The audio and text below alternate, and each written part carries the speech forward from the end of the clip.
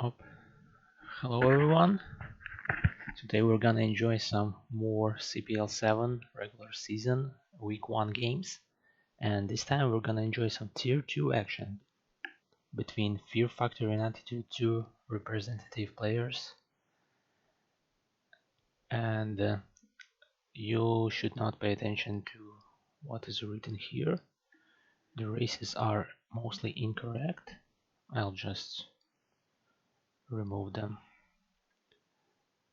Okay, today I'm not gonna be joined by anyone, just gonna try to do it solo because my regular co-caster Darthan is busy this week, so I hope it's gonna go great.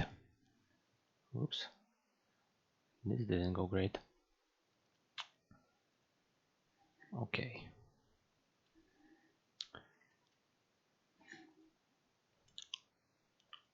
And yeah, as you probably know, all games are best of 3 between every opponent, and first set is gonna be played on Fighting Spirit, then Polaris Rhapsody, and Polypoid if needed.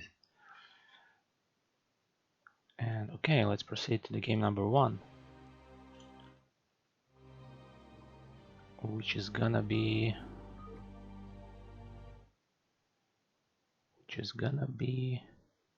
Magic Bullet against Taranak on Fighting Spirit.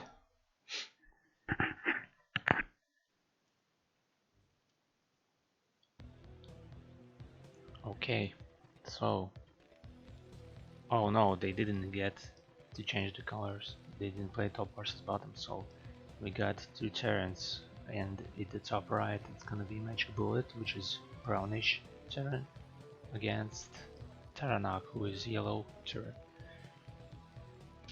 Okay, let's hope that these games won't be too long, as usually TVT can make.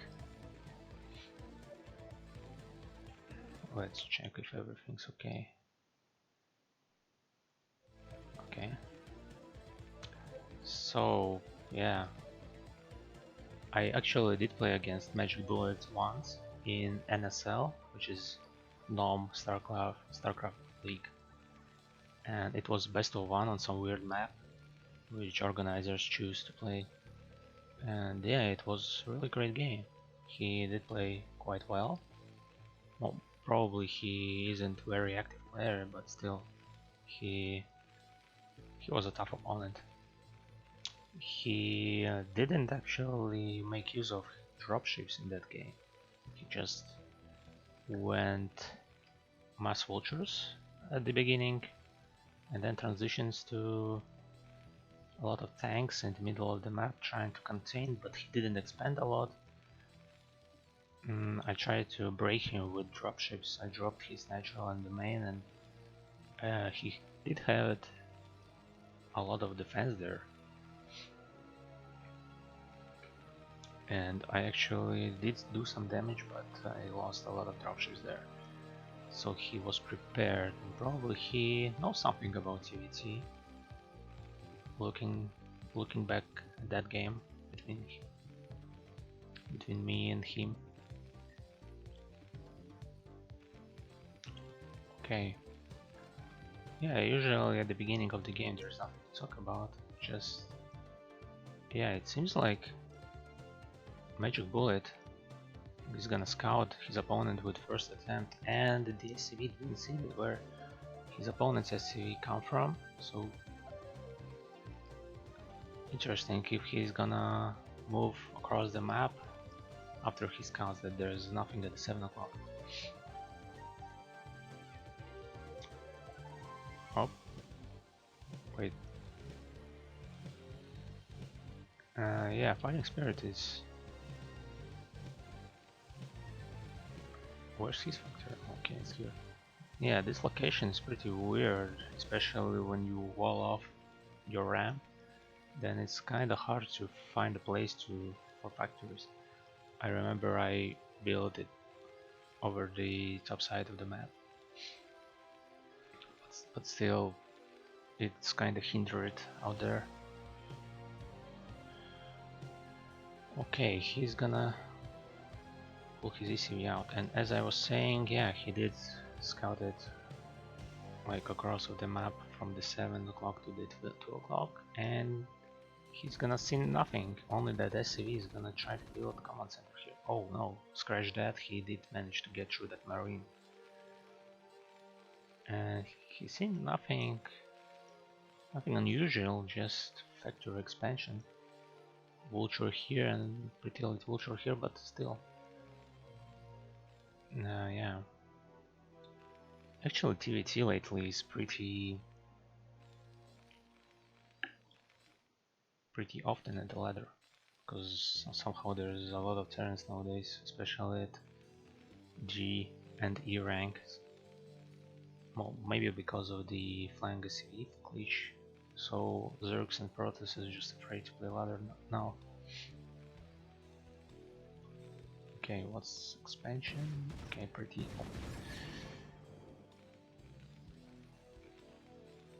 Yeah, the match seems mirrored actually. Everything looks the same with some deviations from away from the build, but still 2 factories here, 2 here, and add-on. Okay, there goes 3rd factory and nothing yet here. Who's gonna build armory faster? Yeah, okay.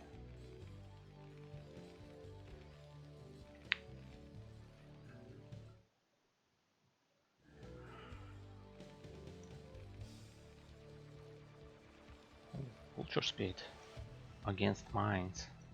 Okay, so seems like Magic Bullet is gonna contain him with mines, but that's it. But on the other hand, Taranako is will gonna have more vultures because of the 3rd factory. And seems like Magic Bullets. Oh no, he doesn't see the 3rd factory yet. He thinks that it's only 2. And what's gonna be his response? Oh, nothing, he's just staying there. Oops. No, he goes because his mines are finished. He needs to place them somewhere. It's actually... I don't think that those mines are that great in TVT. Oh, that's a lot of vultures here. 4 against 6, it's gonna be overwhelming victory here for China. Yeah, Magic Bullet lost every single vulture he had and there's only 2 there. He needs to block his choke here, but it's too late, vultures are here. 7 vultures against 4. And maybe some, yeah, reinforcements coming in. Vultures are crazy, even in TVT, man. Maybe if he did have tank, then he will be fine, but there's not enough time to build tanks. Your opponent goes 3 factory vultures. Oh no, more SCVs coming in. Probably should just move them away, and GG from Magic Bullet. There you go. Shortest TVT ever. Just go 3 factory and that's it.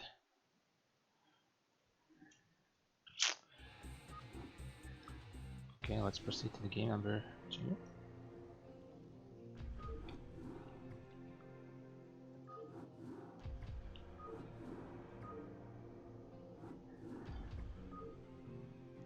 Yeah, seems like TVT is very easy, just build 3 factories and run over your opponent with vultures.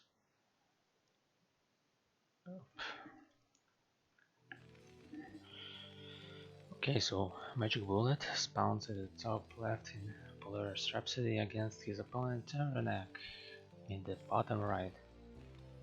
So pretty convincing victory for Taranak in the first game. Yeah, it felt like it was build order loss, but maybe also it was a decision making problem. So he went with his 4 vultures across the map to remind his opponent and got punished by much more vultures than he had.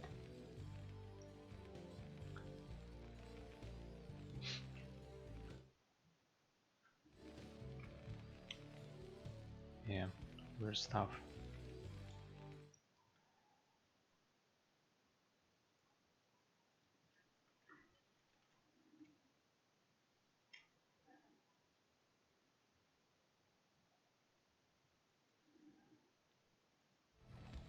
Yeah.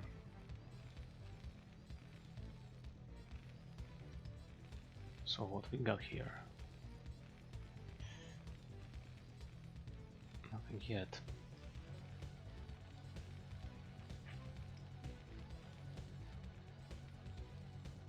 Yeah, maybe when you expand and go to factory, then you gotta just stay at your base and wait for your opponent, especially since you scouted with barracks.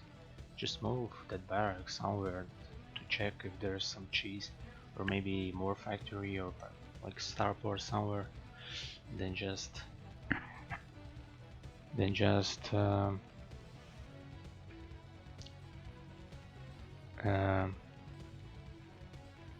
like make your build to work against your opponent's build.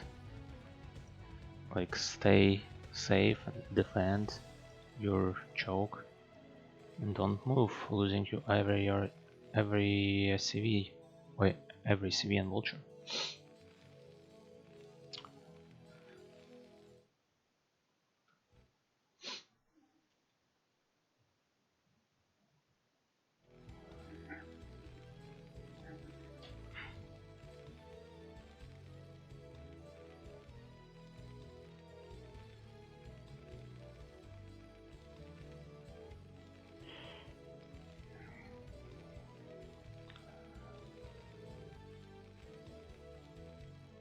Okay, some scouting going on. Factory. Oh, he doesn't pull his SCV from the gas, so it's probably gonna be second factory here. And he doesn't allow opponent's SCV to go through, but yeah, this is tight wall here. And yeah, maybe it's not gonna be second factory, but first starport transition. Alright. Against factory, one factory expand. No factory. Oh, here it is. Yeah, and for no magic bullet is gonna be two factories here. So anyway, it's gonna be very late. Command center, and he wants to build another factory. Oh my, I like it very much. It's actually gonna counter what Terranak is doing.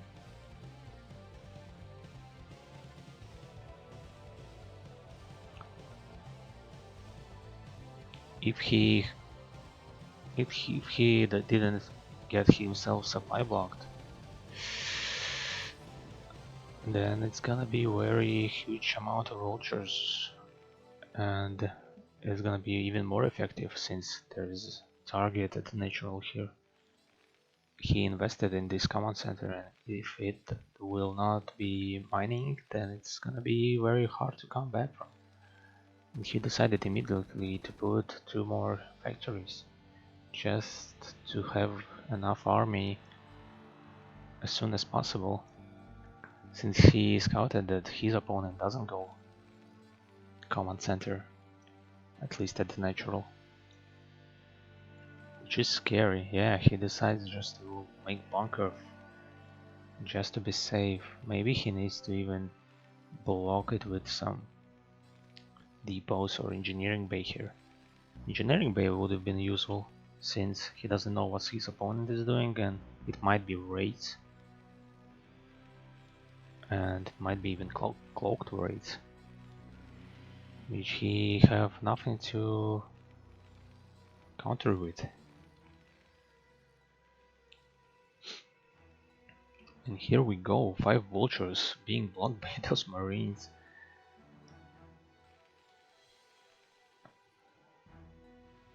Yeah, it seems like Magic Bullet has much more supply than his opponent. Well, okay, not much more, but still he's ahead in supply. But he got himself supply blocked, and there's no... Okay, he was building a depot. which now makes him fine. He scouts that there is a bunker here and 7 vultures, which he has 8 vultures. 8 vultures gonna actually one-shot opponent's vulture. Oh no. He tries to do something, but it doesn't work out. He spent a lot of time just moving vultures in and out without making any damage. He lost all of his vultures. Okay, not all of them, but 2 still left alive. But yeah, it seems like the Taranak is gonna go. Yeah, he's gonna be in an advantageous position here, since Magic Bullet doesn't have expansion for himself, and he didn't do enough damage to stabilize economically or contain him opponent, and he is even behind in supply now. Yeah, seems like those vultures gonna go straight at his opponent's part of the map and maybe even win the game outright. Oh, he gonna go just some different direction, walk around and try to not go through this narrow bridge. Yeah, it seems like he has enough just to break his opponent. He didn't build vultures fast enough. Oh my. Yeah, somehow this series was very short. I thought it's gonna be TVT and it's gonna be some half an hour length games, long games. But no. How long was it? It was like 8 minutes, right? Yeah, it doesn't seem like he can come back after this. Yeah, right, GG. And Tarnax take this series 2-0.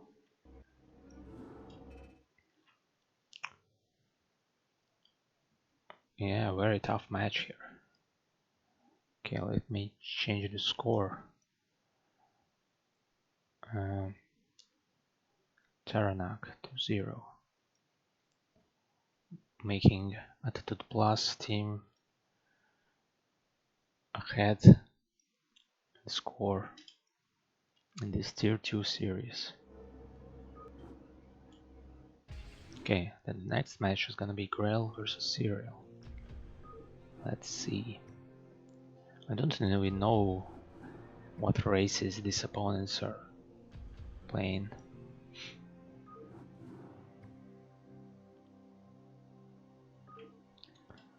Oh, I see, it's gonna be ZVZ.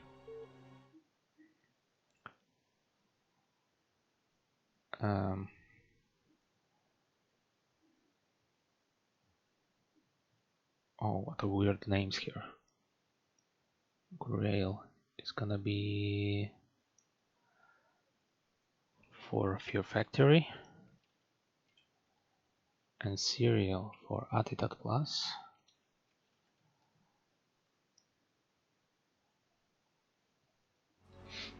And we got ZVZ on Eclipse. Eclipse is not even in the map pool for this week, but still, so it's gonna be Serial in the top right position against Yellow Zerg, Grail at the bottom left. I'm very surprised that players didn't follow the map order here, but anyway, maybe it doesn't matter this much since this map is still in the map pool and this map is great and always pleasure to watch. Okay, so we need to follow closely what build orders are these opponents gonna make, follow.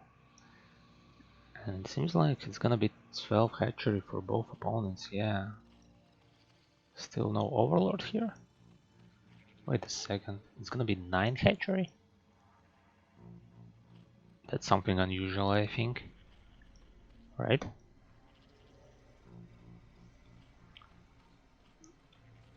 I probably never played ZVZ in my life, because when I played Zerg, I tried to avoid it, and I probably played like PVZ instead of ZVZ, so I was kind of race picker.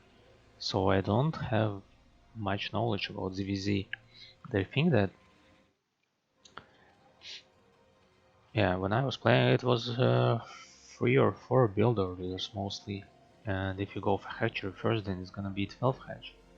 Like Grail is performing here.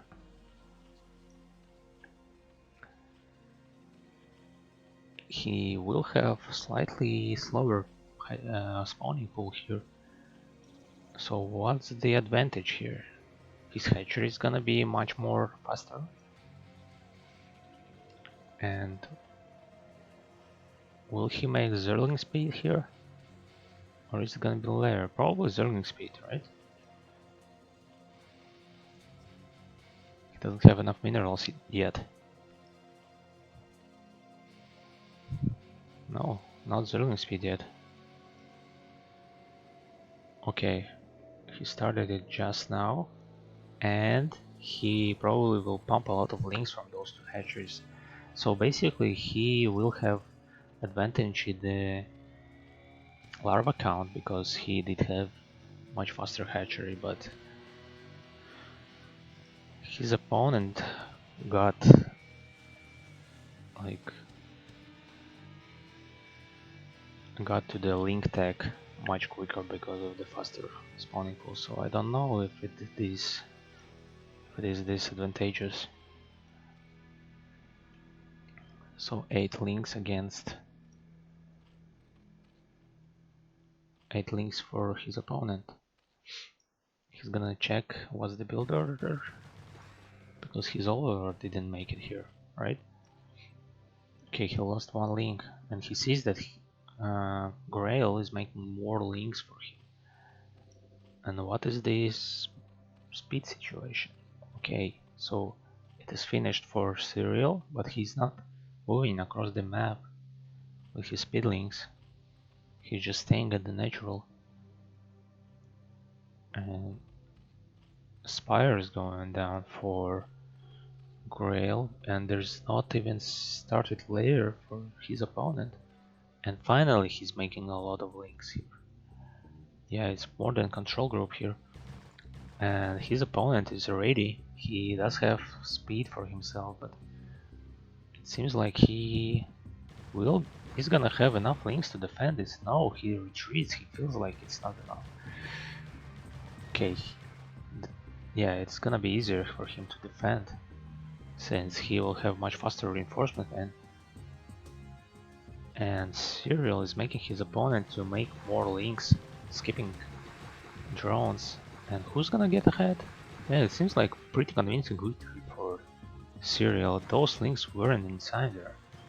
So he will attack in waves, which is pretty easy to defend for Serial. Yeah.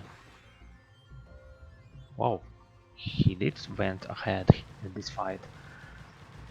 And more links are coming. So he won't get enough larva just even to make Muta. Okay, 1 Muta is ordered. Oh, and he made him to make Sunken here. He has enough link just not to defend. You don't need to lose this hatchery.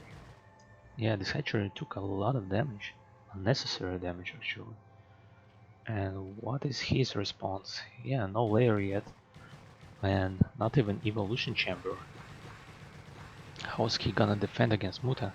And the answer is he won't, because he will just break with straight out with links. Look at how many links is left.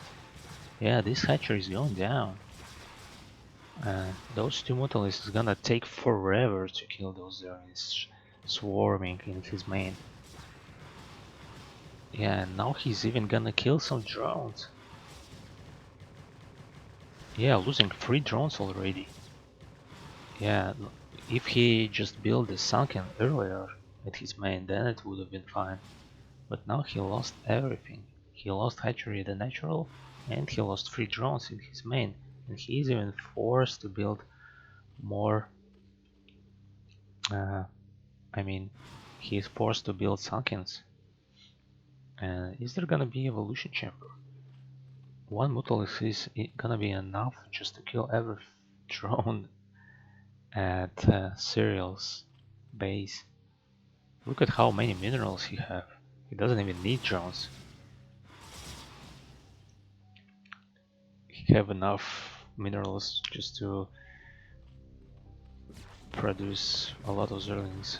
Will he get the Sunken? No, he decided not to risk it and just retreat. But what is gonna be his plan here? He doesn't have Mutalisks, he doesn't have defense against Mutalisks. Okay, I see, it's gonna be Hydralisks.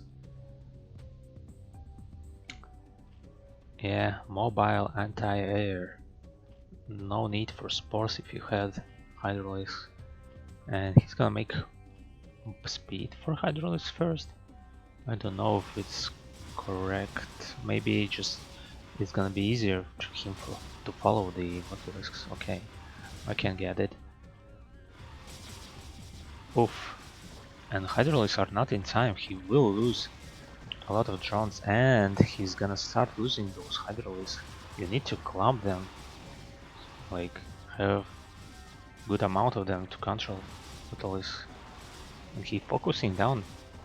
Okay, he will lose one Mutalisk and those four are damaged heavily. Yeah, very weird game. Look at that.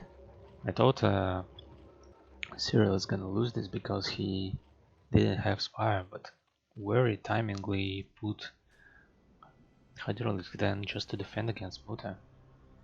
So he did damage by killing that hatchery, and now he probably is even ahead despite losing a lot of drones here. He's entirely drones against his opponent 13. Oh. Okay. Oh, he decided to retreat. He could lose just stay with some Mutalisks just to kill every drone, so the Hydralisks won't reproduce. I mean, won't get reproduced in the hatchery. Will he have... Yeah, he need to find a spot where to attack, not being attacked by those Sunkens, but he... Yeah, he failed miserably, but he tries to focus down the Sunkens. Yeah, he did that, and it seems like he will break him. 4 Hydralisks, hero Hydralisks, killing 2 Sunkens, and now gets surrounded by drones and 1 Mutalisk. Yeah, it seems like Grail managed to defend this. 2 more Hydralisks and 4 Zerlings are here to support this attack, but it seems like there's a lot of Mutalisks. Those Mutalisks are idling. Could have killed more drones which are mining still. So he did some damage and decides just to retreat to defend against this Mutalisk harassment. Focusing on more drones. Oh no. He lost another drone here. So does he have enough time to reproduce drones?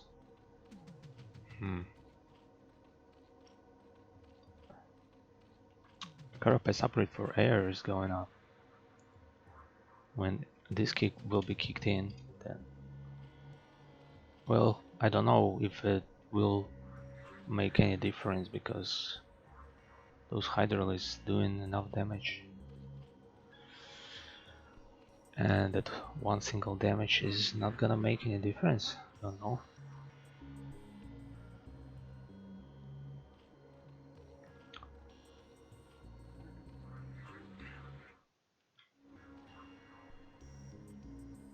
So they're just gonna stay, not engaging for a moment. And it seems like he's gathering some army just to end this game here and now. Yeah, since his upgrade is finished, he can just do it. Okay, there goes Zerglings, but Zerglings are not gonna do the damage to Metals. This is not optimal probably. but they will defend against Zerglings of his opponent. Okay, now he decided to go out.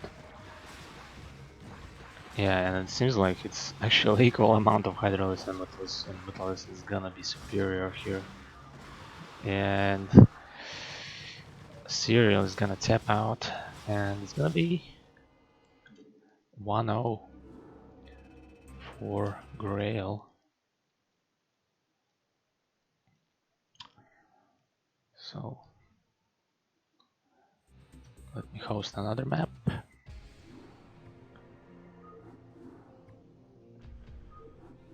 Pretty exciting game. Back and forth action. And we even saw Hydralis. Interesting how Hydralis didn't even make their appearance at the pro game level. Okay, so serial 1-1-0, and we're gonna proceed to the game number 2 here.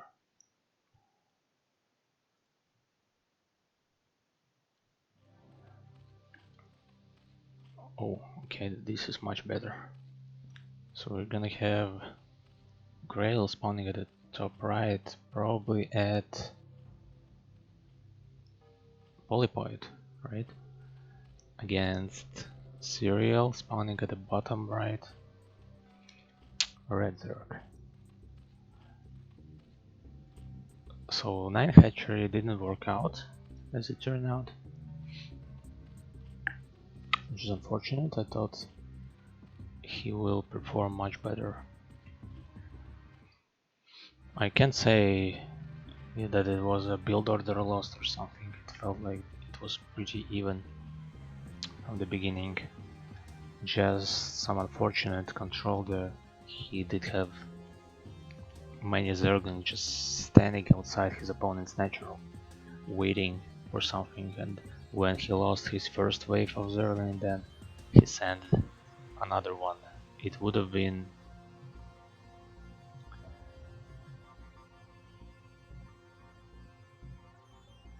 wait.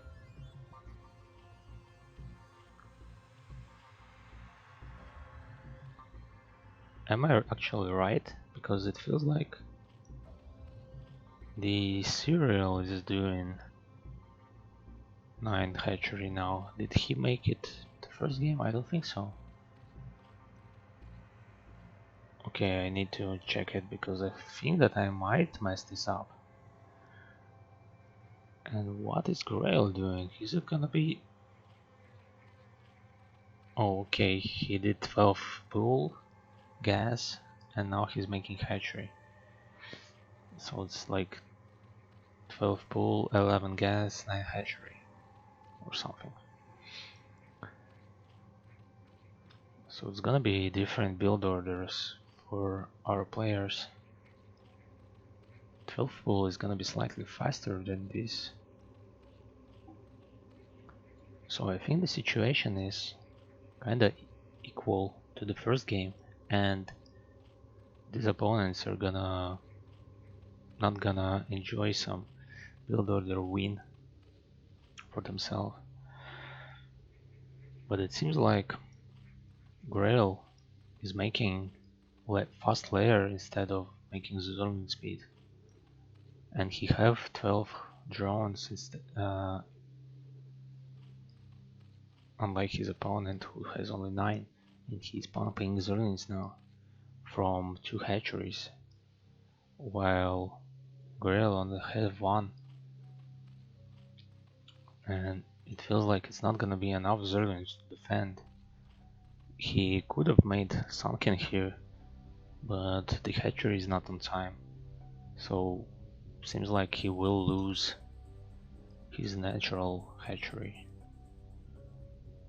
Yeah, he's forced to make Zerlings just to defend, because he saw with his overlord that there is a line of Zerling going at his base, waiting for more reinforcement, but is it gonna be enough? Now it's gonna be decided by who micros better. and he should wait probably for Zerling speed. Okay, he is exchanging and he is actually... wow, look at how many Zerlings he still has. And a reinforcement is incoming, so yeah, seems like pretty decisive victory should be for Serial here. Yeah, killing this hatchery as I thought. And this time Grail is making defense at his main, just not to lose more drones. But anyway, damage is done. No layer yet, but he's making evolution chamber, unlike his opponent who went Hydralisks at the first game. Yeah, losing a lot of Zerlings here. He should have probably just stayed back and fight under the coverage of these Sunkens.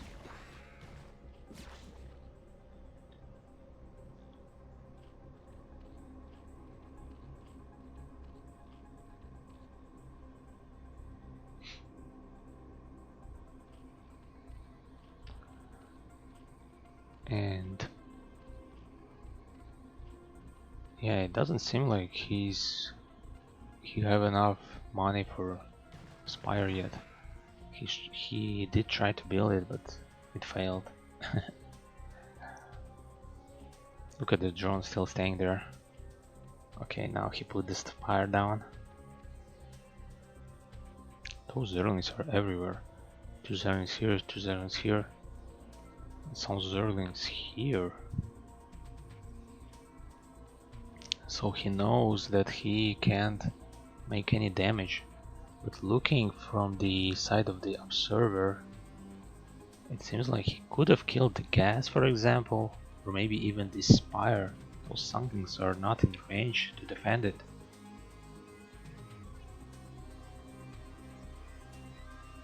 And he decided to transition to lair himself.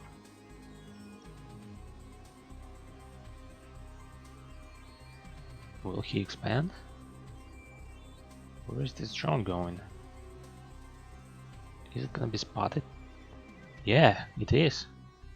But he didn't see it.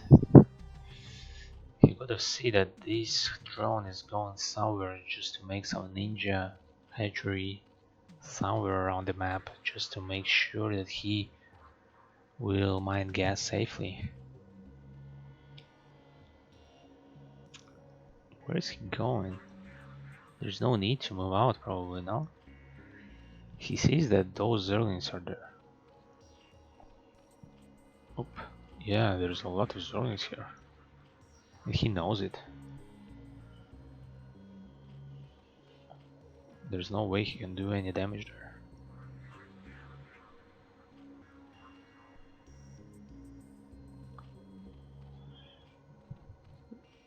Okay, first Metalisk pop out. Will he wait for more? Yeah, that's what I was talking about. There's no need to move out. You just will be forced to retreat when those Zerlings of your opponent moves out and push you back. Yeah, now he needs to... Oh, he did scout the hatchery with his Overlord. Oh no, what an unfortunate situation for Blue Zerg. Forced to cancel the hatchery. And yeah, this trick didn't work this time. Maybe if he did put the hatchery somewhere closer to his opponent, then he wouldn't be scouted. Okay, so he's still on 1 gas. And he will be for a while. Will he make the hatchery again? This drone just went around this lake and then went back and put hatchery again.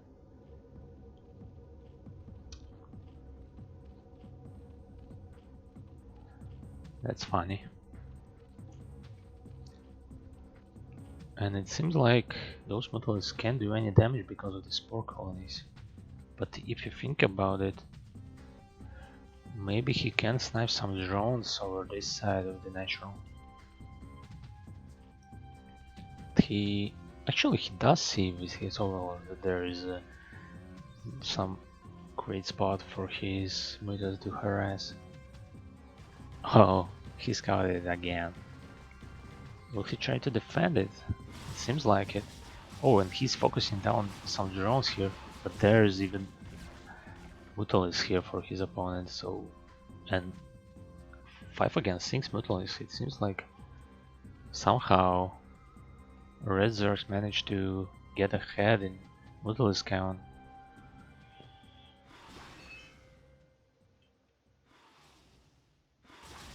And now it's gonna be a last fight between opponent. Oh, 8 Mutalisks now for Blue Zerg, and will yeah, he's gonna chase down those Mutalisks, and Scourge is coming down. Okay, it's gonna be first time we see some Mutalisks versus Mutalisks action in ZVZ. I mean today, at least. He did manage to finish this hatchery, but it will be focused down by Zerglings. Okay, it seems like it's gonna be last fight. Blues are trying the micro here, but who's getting ahead? It seems like there's not enough Zerg or Red Zerg here. Yeah, it seems like Grail is gonna win this game, and despite losing the hatchery, he's now way ahead in Mutalisk count than his opponent. He needs to find a way to somehow finish Red Zerg. Maybe he can focus down this spore colony. No, he can't, because there is 6 Mutalisk already, and Red Zerg is mining from 2 gases for a moment, and soon to be 3 gases. So he will be ahead in Mutalisk if this game will be prolonged. But actually he does have Flyer Carapace upgrade, and his opponent doesn't even have any upgrade yet. And let's see, those Scourges are gonna kill 2 Mutalisks, I think, putting him down an equal amount of Mutalisks.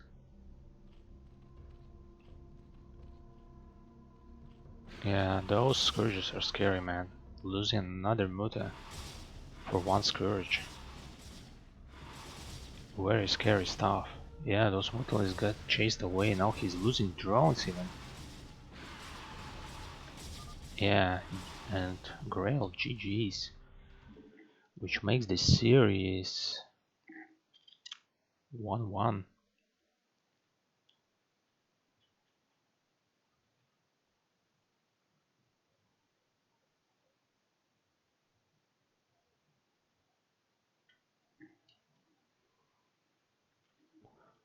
So we're gonna have game number 3 for those opponents.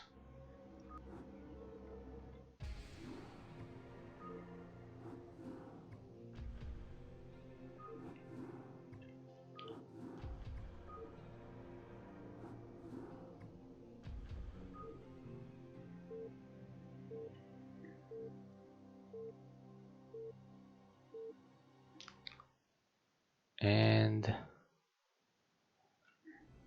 it's gonna be Ascension. Wait a second.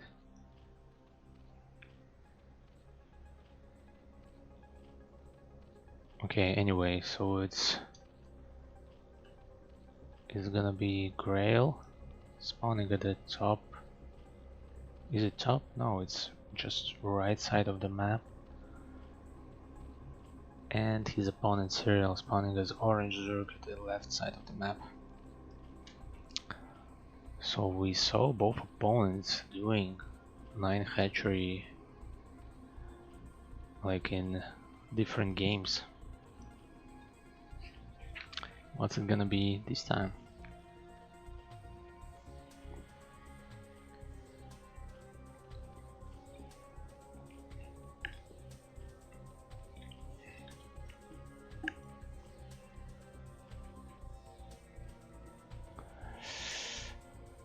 Okay, 9 hatchery again. This time for cereal, which I think did it last time as well. And 9 pool. Wow, what an interesting build order difference. So I think 9 pool will punish the 9 hatch build. Am I right? We'll see. I don't actually know, but it seems like 9 pool is the most aggressive and not all-in build you have there for ZBZ, or even for any other matchup, to be fair.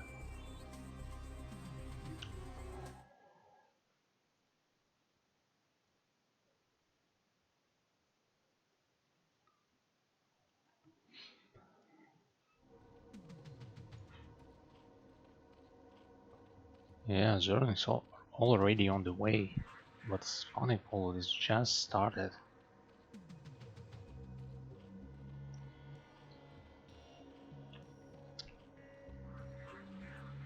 He's mining the gas only with 2 drones. I think you need 3 drones just to make the Zerg speed as soon as possible. But maybe he needs minerals just to make another hatchery in time for this build order to work. And it seems like both hatchery and spawning pool will be in time for his opponent to make 6 Zerglings in time. Yeah. Wow, where is he going? He doesn't know where the opponent's main is probably. Because he's going some weird direction here.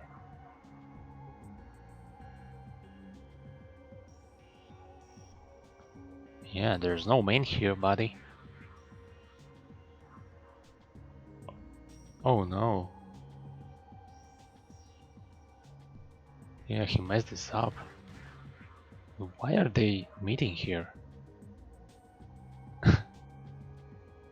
They both know where their opponents are, and they somehow... Oh, maybe this overlord didn't go at the right spot. Wait, let me see. Yeah, he flied there and just moved some another direction. He will go there and see that there's no Zerg at this main. It's funny to see that both opponent doesn't know the map, just moving around, trying to find where their opponent. And we will finally find out. Yeah, there's the choke. Yeah, you're doing it. There you go. No Zerg speeds kick in. Oh, and it's gonna be counter run by for Serial to Grail's main, and there's Spire on the way. Yeah, and he doesn't have any defense there, only 4 Zerglings. Those Zerglings trying to be in time to save his drones, but... Whoa, actually nice hold, he didn't lose a lot of drones. Maybe even none of the drones got lost.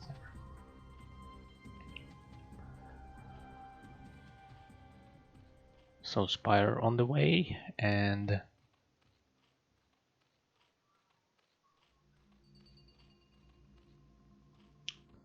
what's gonna be the response from Serial here?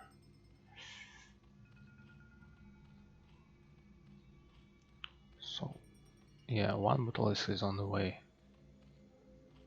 and another hatchery at his main base instead of putting it in the natural, because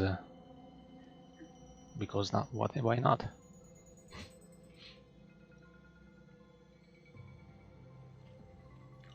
Okay, so he's gonna defend with evolution chamber because his spire is very late and our models are already on the way. This Zergling wall is unbreakable. He will try to break it, fighting one by one, swapping the Zerglings, but it's too micro intensive to do that. And there's not even creep colony on the way. He needs to defend it somehow. He doesn't have any defense. But he did drone up heavily. He have 21 drones. Oh my god, that's a lot of drones. So he can afford to lose some.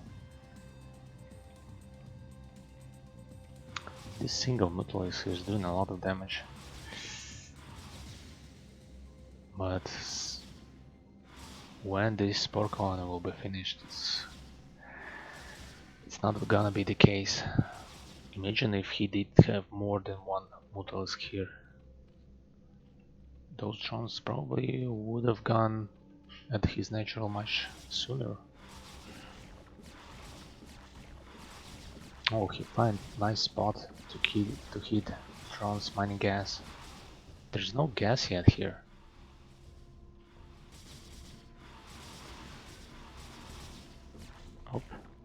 I hope it's not link tight wall here, because it's gonna hinder his mining very badly.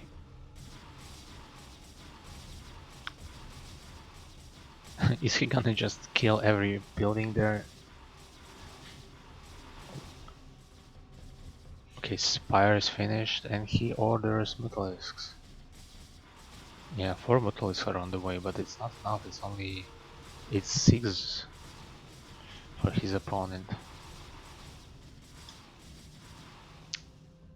Trying to find some target to attack with those Zerglings while his main is getting destroyed completely. Yeah, spawning pool is gonna go down. Evolution chamber as well.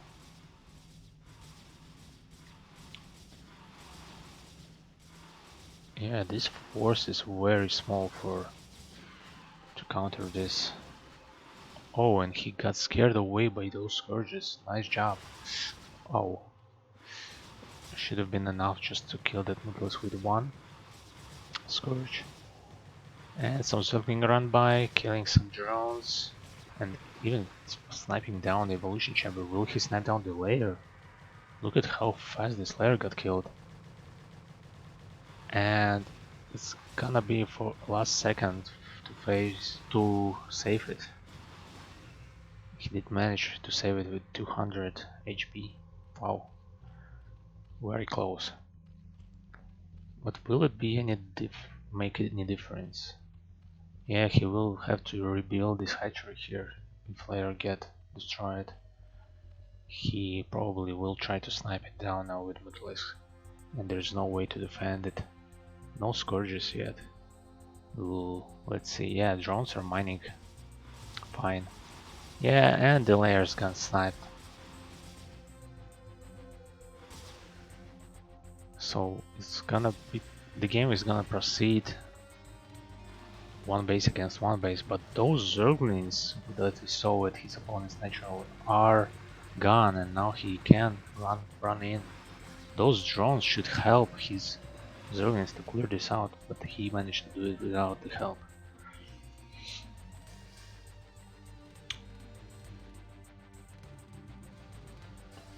Okay, he will probably try to rebuild the hatchery. No, just distance mining.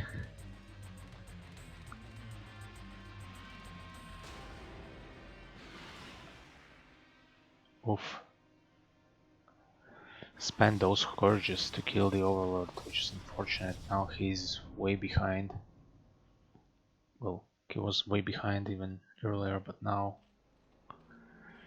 it can be seen that there is not enough Mutalisks to fight.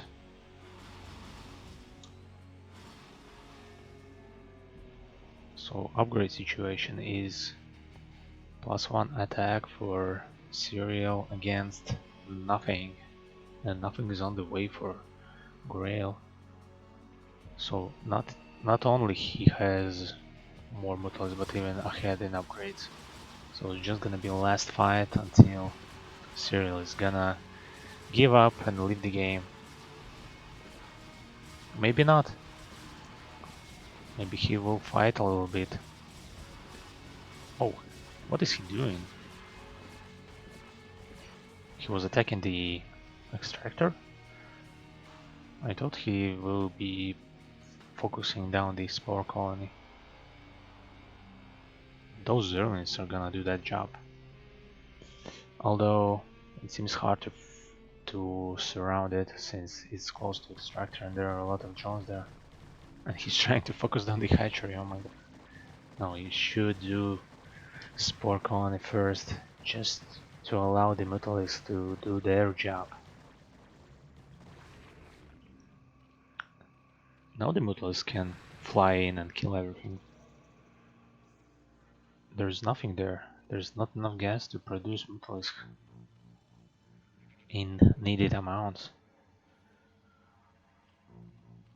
Oh, nice trick just to spread out Mutalisks to cover fog of war of the map, just to see if there is any expansion somewhere.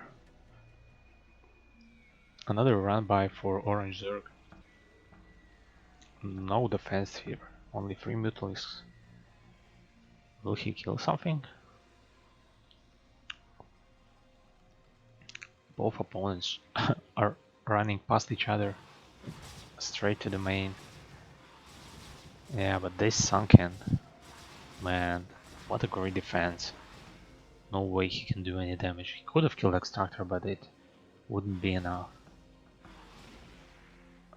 Yeah, killed a lot of drones here. Remember when he had 21 drones? Oh man, now he's down to 6.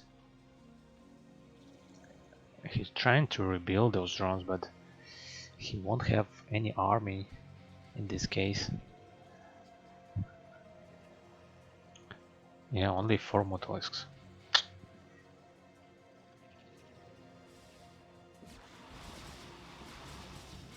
Yeah, those drones are gonna get killed.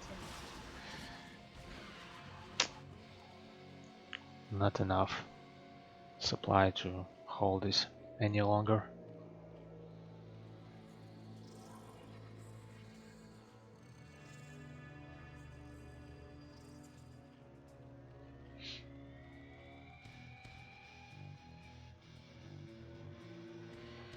Oh, Mutalisks fly in. Come on, you can finish it. Just right there and right now.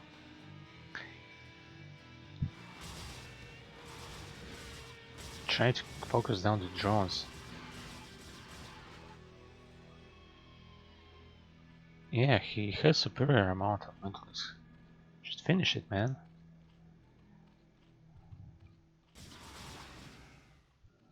He's afraid that he doesn't have enough sneaky base here, but it won't matter.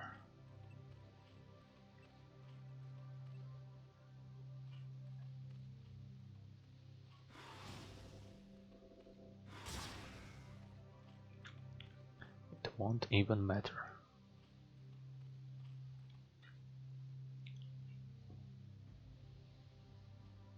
Okay, now we see the last fight. Yeah, he was just waiting for Scourges to pop out.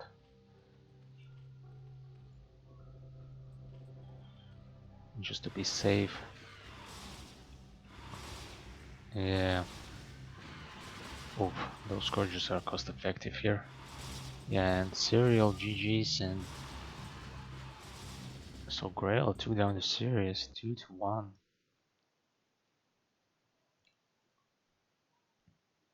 Let me fix that. So Grail.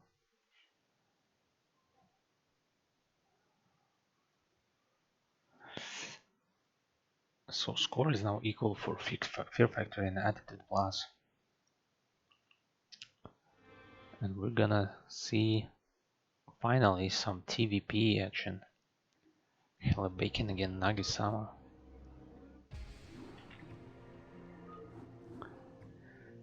Let me fix that up for you. Okay, here we go.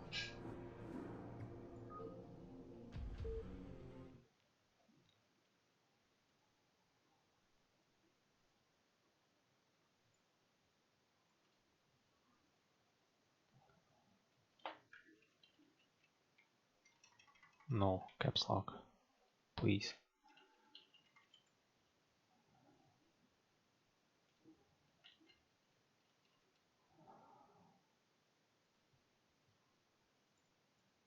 Alright, So we have Nagi-sama, purple Terran spawning at the top left, fighting spirit against Hella Bacon. Bluish Protoss spawning at the bottom right. So this is great, finally some non-mirror matchup, which is always tricky to cast because, as we all know, ZVZs are boring. And there are a lot of players who tries to avoid mirrors playing StarCraft. I mean custom. Even in the CPL there are some race pickers. So this is a common thing. I actually, as a Terran player, I do enjoy TVT much more than PvP when I was playing Protoss.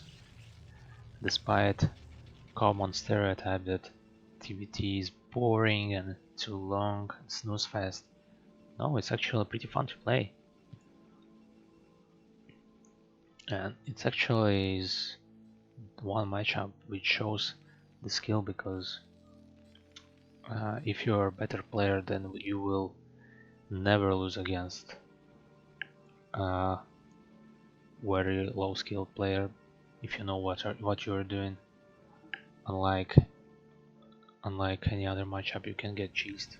Even BBS is not that strong in TVT, only if you're doing some 14cc, then it can be hard to defend, but any other build is okay. Yeah, I'm feeling confident when I play turn versus turn. Alright, so what is this proc doing? Just scouting. And the game is gonna be cross-bound.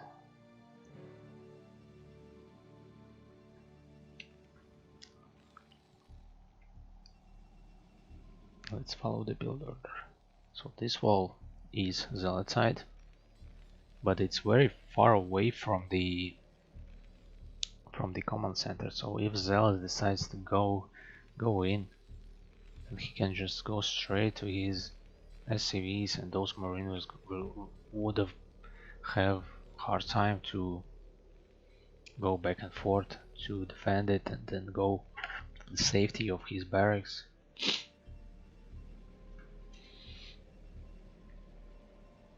Okay, he sees that there is a range there.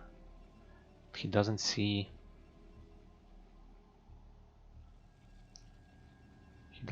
third pylon, only second.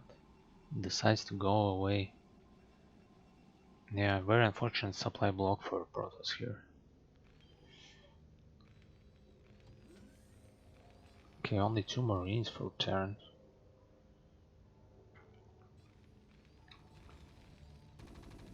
Up. Killing the scouting probe, and yeah, it's gonna be economical builds for both opponents. Some 21 Nexus variation for Protoss. I mean, he did get himself supply block, so his build is already messed up. And this SCV saw that there is one Dragoon, and he didn't see any attack, and he didn't see third pylon. Okay, there it is, but still, he might assume that there is some proxy going on around the map. And what is this probe doing? Does he gonna try to build another Nexus there? Because he did scout that his opponent is there.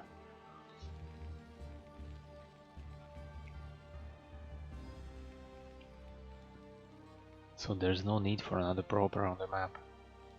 Only if you try to expand or do some proxy, maybe proxy a river.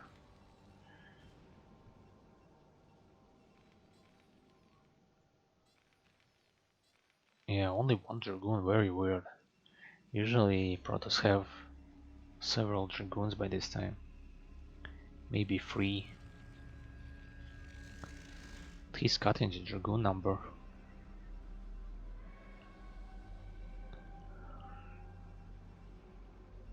So what is this robotics for? He needs to add more gateways, since he's on 2 bases. Yeah, here you go. 2 more gateways here. Against 1 factory for turn yet. Very fast armory, I like it. And academy, but there's no scans. He should have added the comsat stations there to scout his opponent's attack. Can he put the comsat station there? I don't think so actually. Yeah, he's killing the bunker because he's blocking the command center add-on.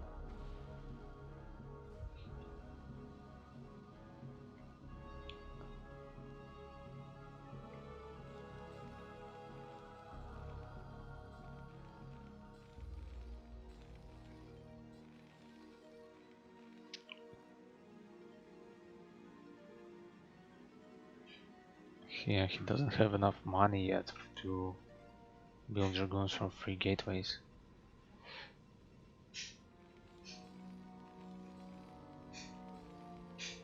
Okay, siege mode started just now. There's 4 siege tanks here against 4 dragoons. Actually, if Terran wants to, he could have passed the Protoss, because Protoss messed his build very much. He didn't build dragoons for a long time, and he's not even building those dragoons right now.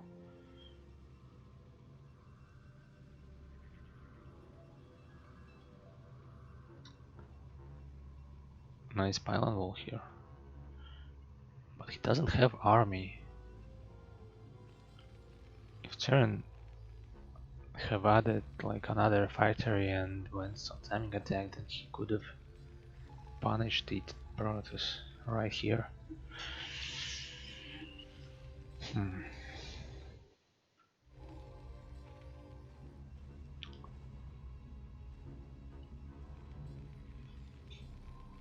Yeah, I didn't see where he scanned. Never mind.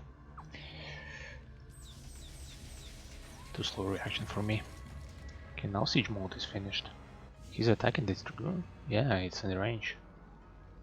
Oh, these tanks are incredible range.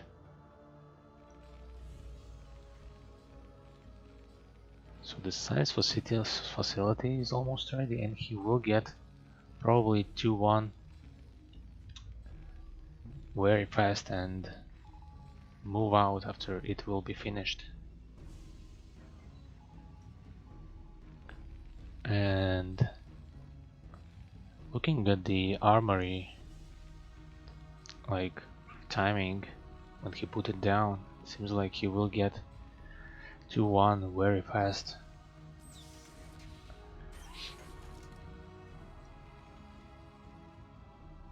Like maybe at 12th minute.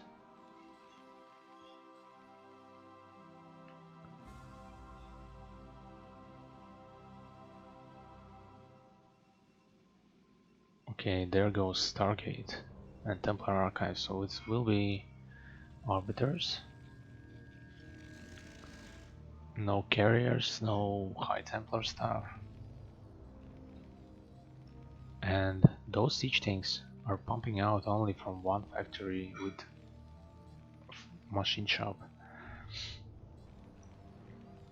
I personally usually do 2 factories, but it seems like he decided to tech up and make upgrades and into science facility as soon as possible, just to make those upgrades. Maybe it is superior build than what I usually do. No 3rd base yet for turn. He could have taken the 3rd base easily, because Protoss doesn't watch there, doesn't have any observer close to this base. Well, this observer is kinda close.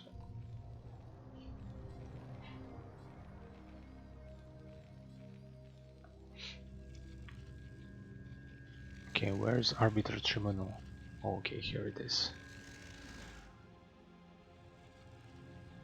Will Protoss try to bust him?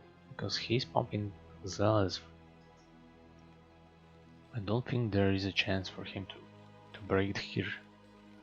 He needs just to wait when Terran moves out and then try to surround him and or maybe retreat and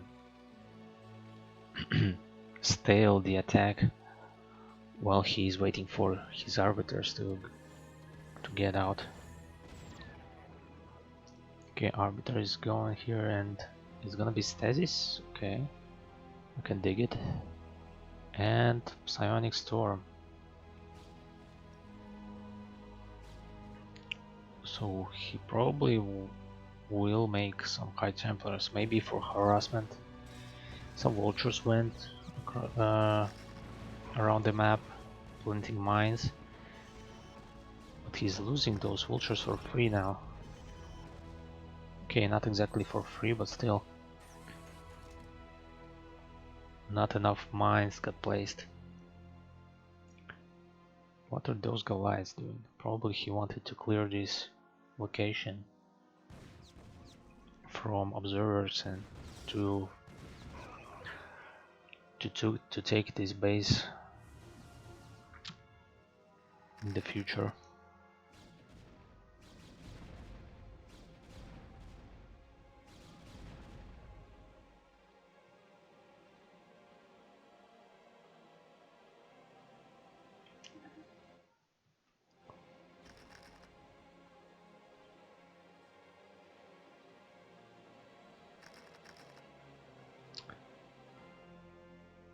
Not enough mines got placed in the center of the map.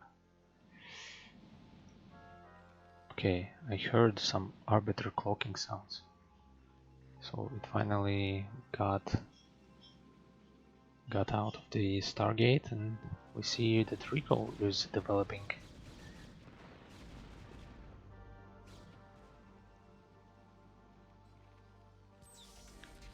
No third base yet. And what is the upgrade timing? He does have 2-1 finished, but no 3-2 on the way yet. So Nagi-sama only 141 supply there. Yeah, there's only one control group of Dragoons. He could have just A-moved, unsieged to kill everything there. Oof, losing vultures one by one, which is unfortunate. Yeah, I lost a lot of little vultures for free. Let's see, does he have enough scans there? Yeah, 4 scans. And Protoss is trying to surround him. He waited for Terran to move out, and now he can attack from this location and from the front. Terran is scouting somewhere. He scouted everywhere, but didn't scout the center of the map. But now he sees it. There you go, there's a Protoss. But Protoss is just hiding in the shadows. Yeah, he needs to defend his main with at least with the mines.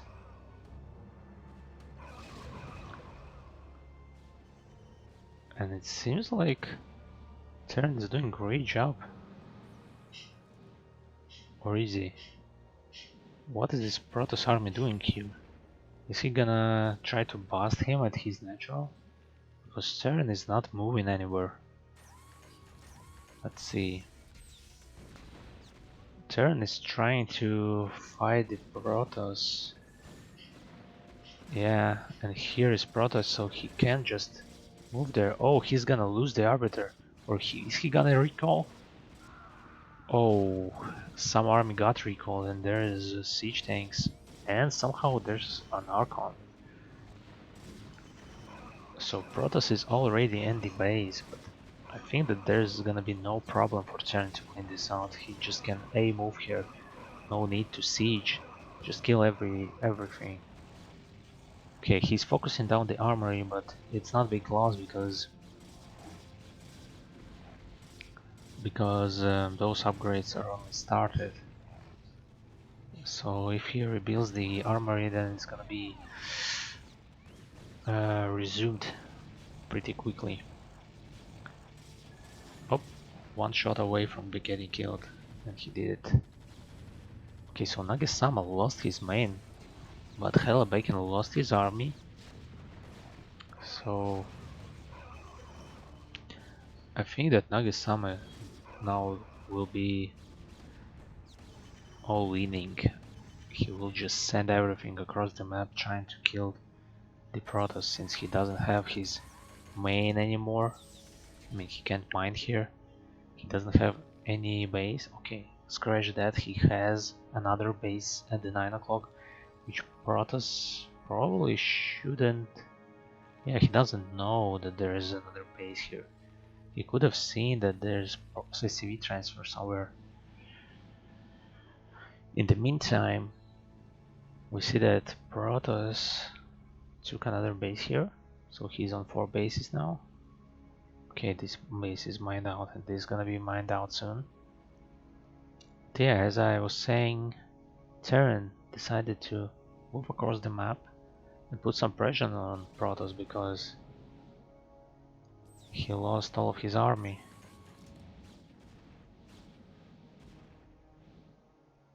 He doesn't see those Dragoon yet, but one scan is enough to kill some.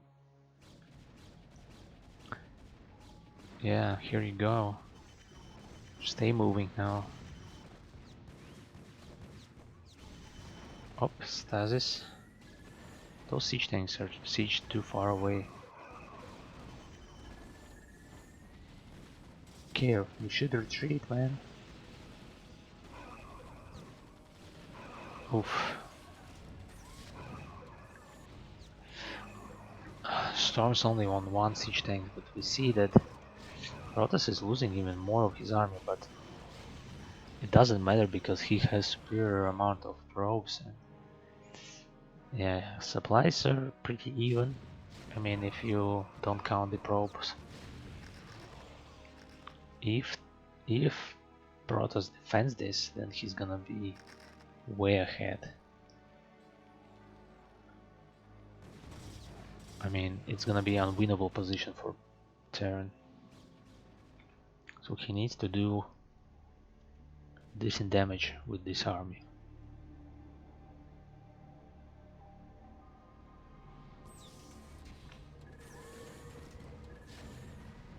Okay, yes. The kill on this arbiter was essential, but he didn't shoot another barrel of rockets.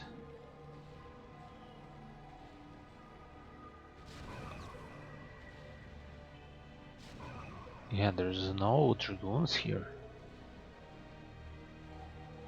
So macro of Hellebacon is lacking.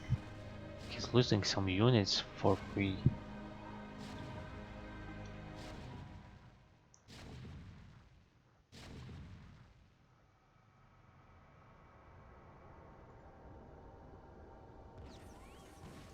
So Nagasama is in great position for this time. If he managed to get another base and then stabilize. Yeah, this Zealous needs to be killed. But even here he bring one siege tank just to clear those cannons, and here's the breakout from Protoss. No Arbiter here, so he's losing a lot of Zealots for free. Yeah, those Zealots got close to the siege tanks, but not enough. Wow, and it seems like Nagasama is getting ahead. He decides to move closer to his opponent's natural, and there's a reinforcement.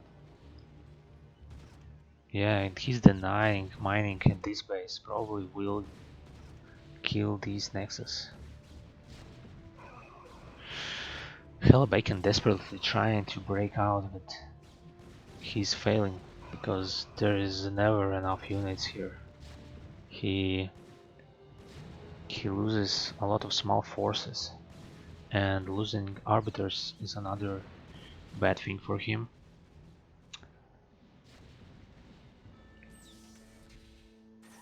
Yeah, now he has way many dragoons because there are only siege tanks there. If he had zealots, basically he needs zealots in his army. Here they are, but he is losing his army at the rally points, because rally points for gateways are, it seems like, at this position. So he's rallying his units to the death. Okay, this base is lost.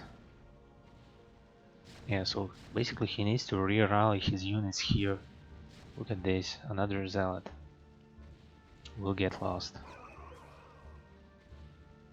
So this arbiter is probably gonna try to recall those dragoons, but I mean, it won't matter because he's losing a lot of units for free there. Okay, I gotta follow this arbiter, not to miss the recall. There's only 2 turrets here, no mines.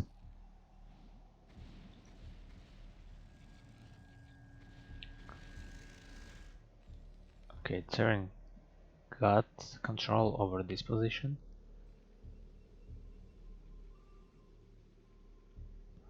Okay, here is the army which is gonna be recalled. Oh, not enough energy yet. Oh, he did manage not to lose the arbiter. So probably he didn't know that there is a base here, so he wanted to get closer to the natural and then recall, but he saw that there's base here, so decided to turn around and recall there.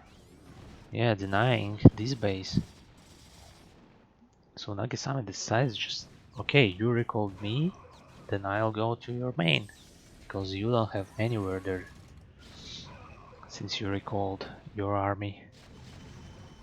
And interesting, if Nagisama know about this corner base.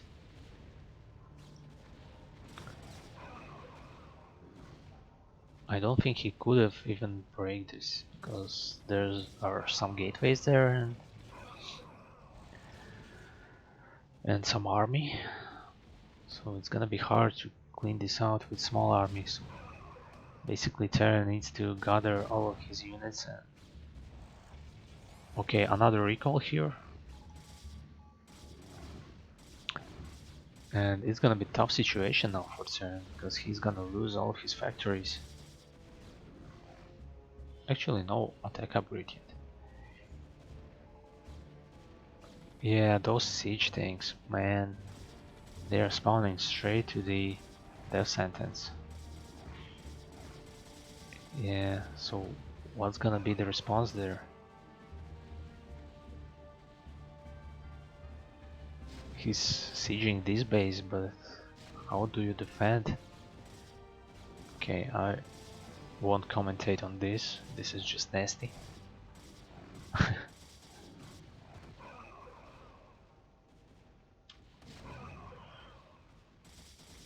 Yeah, losing those factories straight to the zealots. Oh man. Even if he lifted those factories, it doesn't matter. GG from Nagisama. Very unfortunate loss for him, because it felt like he was doing a great job sieging these natural.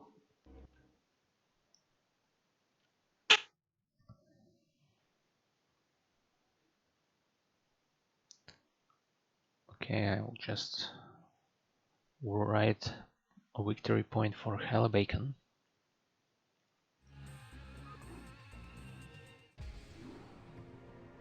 And create the second map.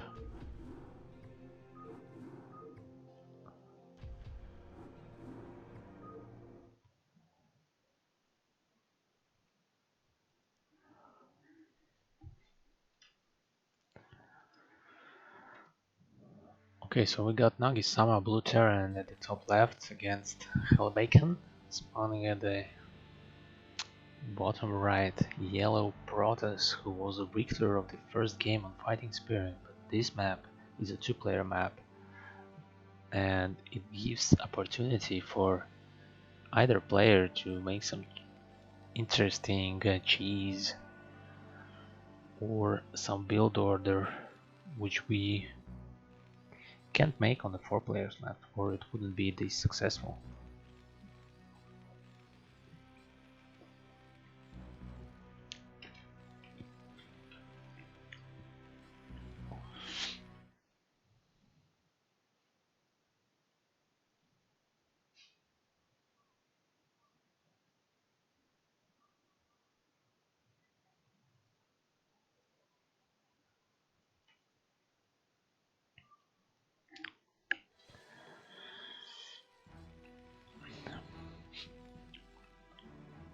Okay, so it's gonna be another pylon on his main, so it won't be any proxy gateways this time. He did the same thing at the first game. Yeah, I don't think it's very efficient to put the gateways this close to your nexus, because in Polaris Rhapsody there is a lot of space at the side of the main, which is probably meant to be for gateways and for factories and for other producing buildings. So you should make use of that. And actually, I don't like this map just because of how narrow this main is. It's very hard to navigate your building there. You need to think about the space very carefully.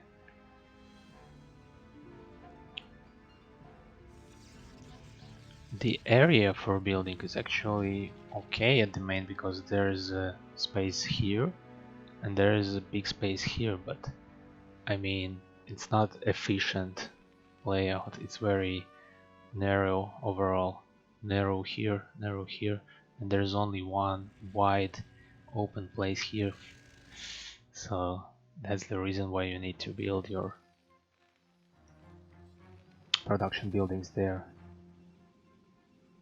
Another map like this is Ringing Bloom, where you have very small main.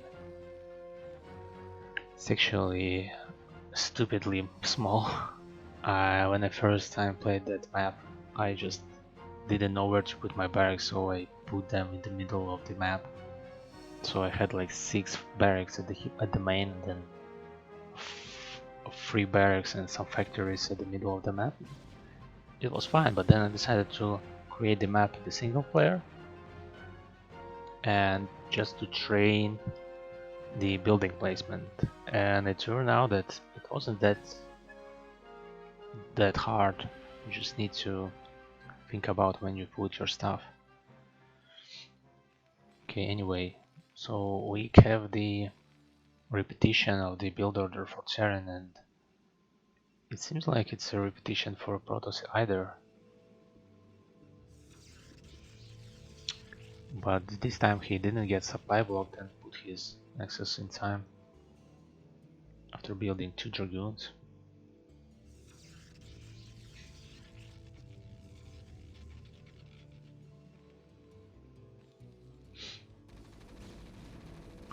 Yeah, Dragoon range is not finished yet, so he can't afford to attack this bunker.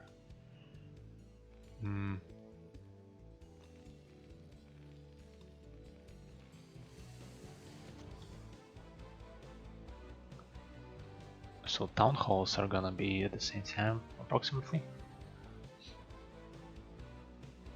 And yeah, he didn't send the second Dragoon there just to deny the scouting from Terran.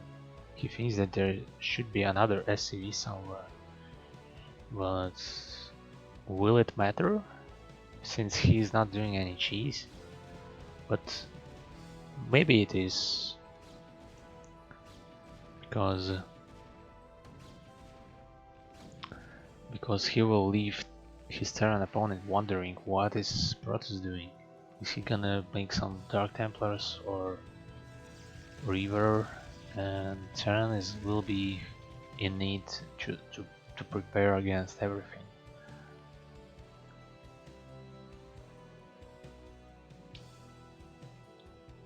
Yeah, and he even built pylon just to block every scout. Okay, that Dragoon got very far there. He didn't want to lose it. But I mean, it's gonna be another TVT when Terran is sitting at his 2 bases and just try to build huge amount of tanks and wait for his upgrades to kick in and then try to push out. But last time he spent a lot of time and a lot of vultures just to get in position, but he waited too long before Protoss moved in his natural, and Protoss even recalled. But now, interesting that Nagi-sama decided to move out with his 3 siege tanks. He's probably, yeah, it is exactly what I was thinking when I was watching the first game. That he had enough army to punish Protoss for building 2 Nexuses before getting enough Dragoons to like support it. Is siege mode ready? No, siege mode is only halfway done, but spider mines are ready at least. Observatory is going down, so okay, 4 Dragoons are here. He's gonna lose siege tanks. Okay, for 2 Dragoons, that's fine. Okay, siege mode will kick in soon. Come on. Yeah, siege mode is finished, so he will kill this Nexus, I feel like. Okay, never mind. There was observer on the way for Protoss. Yeah, Nagi-sama needs to kill this Nexus. Or is he? Maybe he will be fine either way, because he put a lot of pressure here. Oh, he's even building the bunker. Yeah, he sees that there's 7 Dragoons there and there's no way he can do any damage anymore. It's very weird that he didn't siege there. Could have killed some Dragoons with siege mode. But now he's losing all his rallied vulture. And he just GG's. He can't deal with it anymore. But actually he wasn't that way behind, no?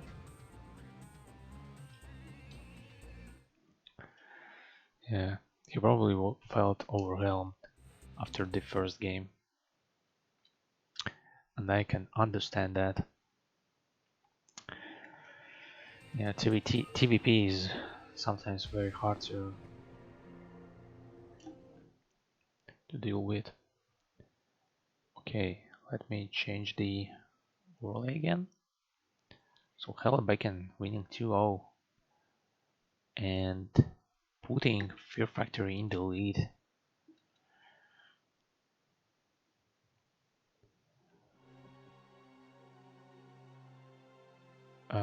So we're gonna watch next Hazelinot against Stalanium, and it is gonna be ZVP. Alright.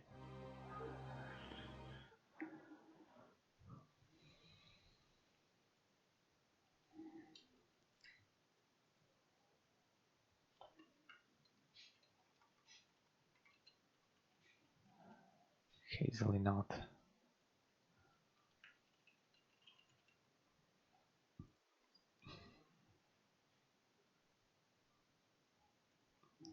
Alright, so we got Hazelinot as a blue Zerg or red Zerg if I do this, spawning at the top right against Stalanium, who is blue Protoss spawning at the top left on Fighting Spirit.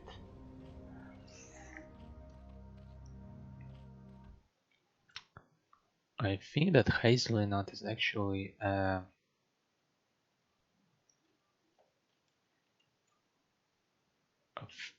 female, no? Let me check that very quick. Yeah, it's a woman.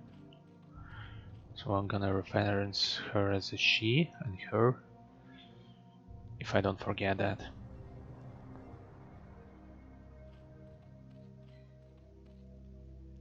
Alright, so we're gonna see some Forge expansion for Protoss, but he didn't scout with his rope here, so he will have to now scratch that. It won't be Forge expansion, it's gonna be Gateway first, and then he sends his probe to scout where is his opponent and what is he doing. But we see that there's gonna be 12 hatchery for Zerg. And lucky for Protoss, he did manage to scout from the first attempt. So he sees that there's gonna be hatchery and he can probably punish this with this build order of him. Gateway first is very aggressive and usually it's hard to deal with it as a Zerg.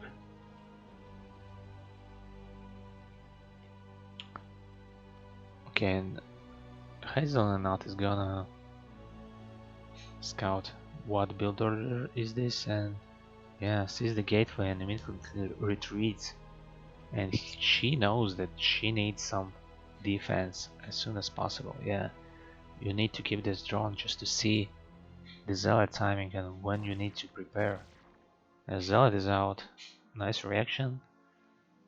And will she go to the main? No, he just harassing with the drone, attacking gateway, making zealot nervous. When you hear that your force is under attack, you need to react somehow. And this can actually mess your build order sometimes. Okay, he decided, okay, I see that you're doing 12 hatchery, then I can build Nexus first.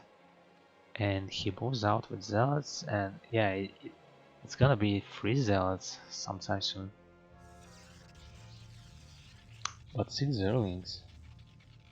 And she's making even more. Okay, so that's why zealots decided not to move anymore to her main.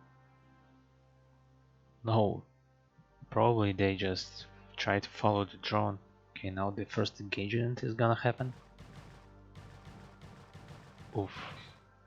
Those zealots are just move commanded there. Didn't react to Zerglings attacking. Yeah, just moving back and forth there. Yeah, those zealots didn't do anything. Zergling speed is on the way, and yeah, there is a need for Forge there. But oh, he's losing zealots one by one, which is a very bad situation for him. Yeah, there's enough Zerglings there to just kill Protoss right now. Yeah. Somehow he didn't build, not Forge, no more zealots, and lost those 2 zealots. If those zealots were here to defend, then he would have been fine, probably. Yeah, now the Zerglings are swarming there. Zergling speed is gonna be finished soon.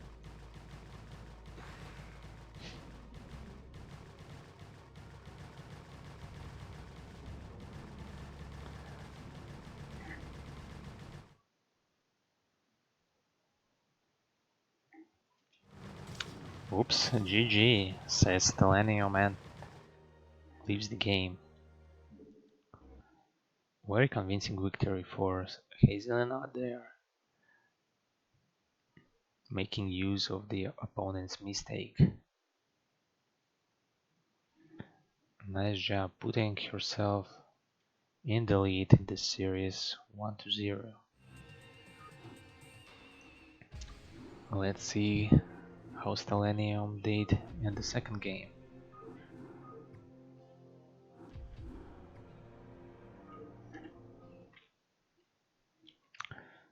So it seems like the series is gonna be very fast. According to the first game results. So okay, Stellenium spawned at the top left against Hazelnut, or female Zerg player spawning at the bottom right. It's interesting that Yeah, that like female players choose to play Zerg mostly. Oh no, there was one Terran player. I think it was Queen who played Terran, at least at the preseason. So yeah, it's not like they choose only Zergs. But anyway, let's see if Stellanium will succeed with his build order this time.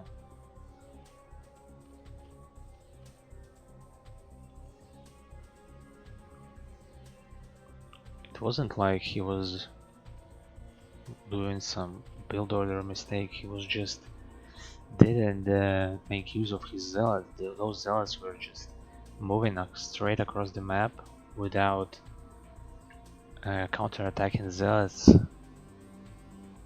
Or I mean Zerglings. So those Zerglings just heavily damaged the zealots, and it was easy win for Hazelnut right there. And she decided to go, I think it was Overpool.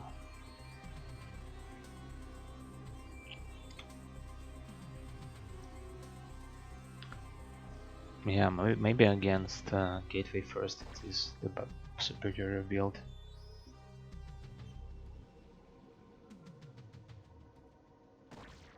Oh, yeah, sneaky, denying the hatchery. But it won't matter because Zerg just can build his hatchery somewhere else, and then when the pylon got cancelled, then to build another hatchery at his natural.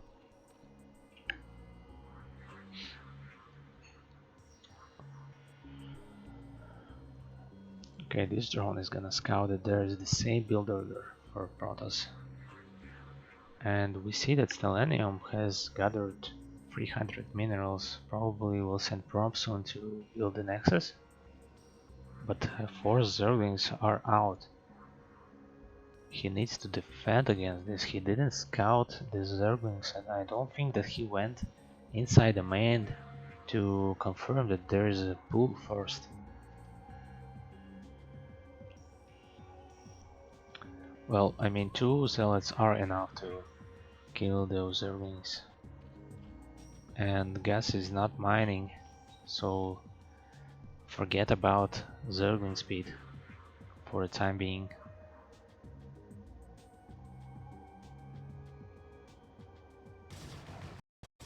Yeah, those Zerglings, huh?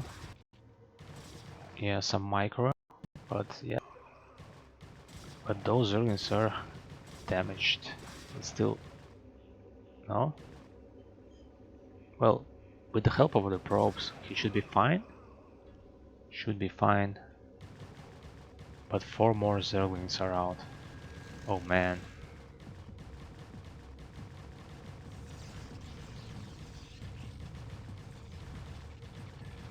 Yeah, probably Stellanium should just forget about doing Gateway first until he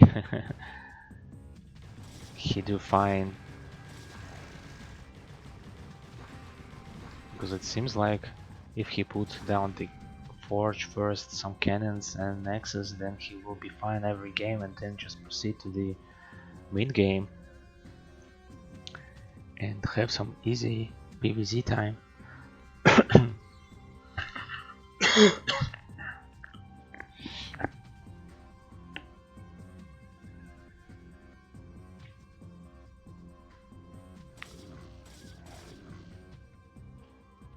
Okay, Zerling speed is now finished, so some more damage is gonna be dealt.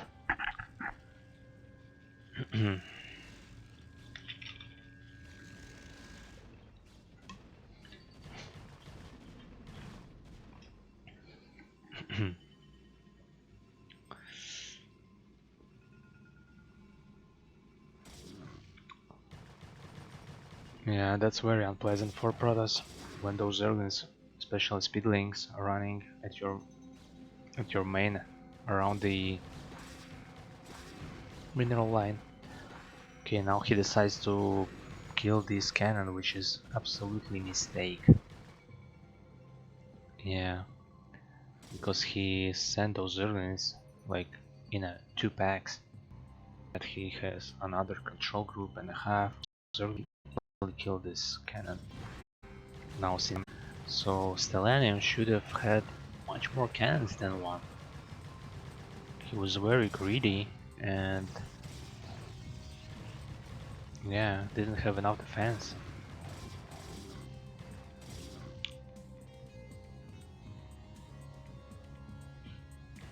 Yeah, those zealots are trying their best to hold this position, trying to micro even. But look at how many Zerglings Hazelinot has. Yeah, those Zerglings should be sent across the map. But despite not being with the army,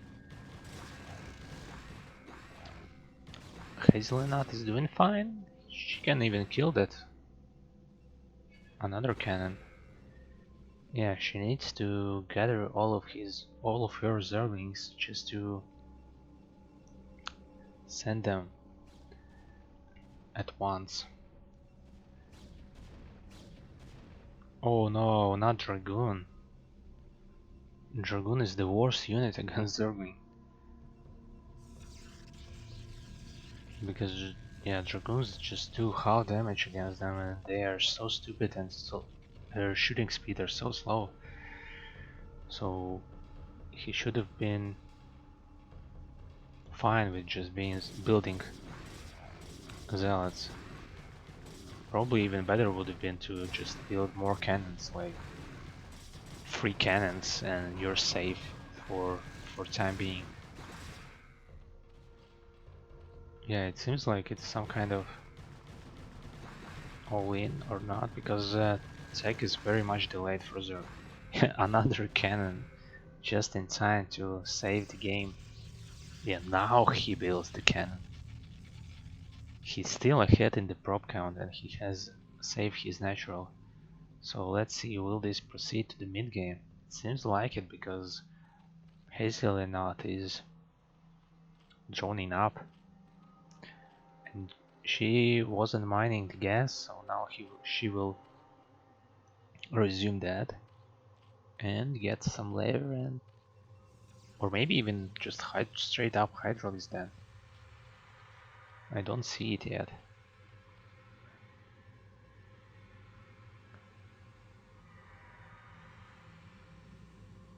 Okay, so now it seems more like normal game at the 8-minute mark.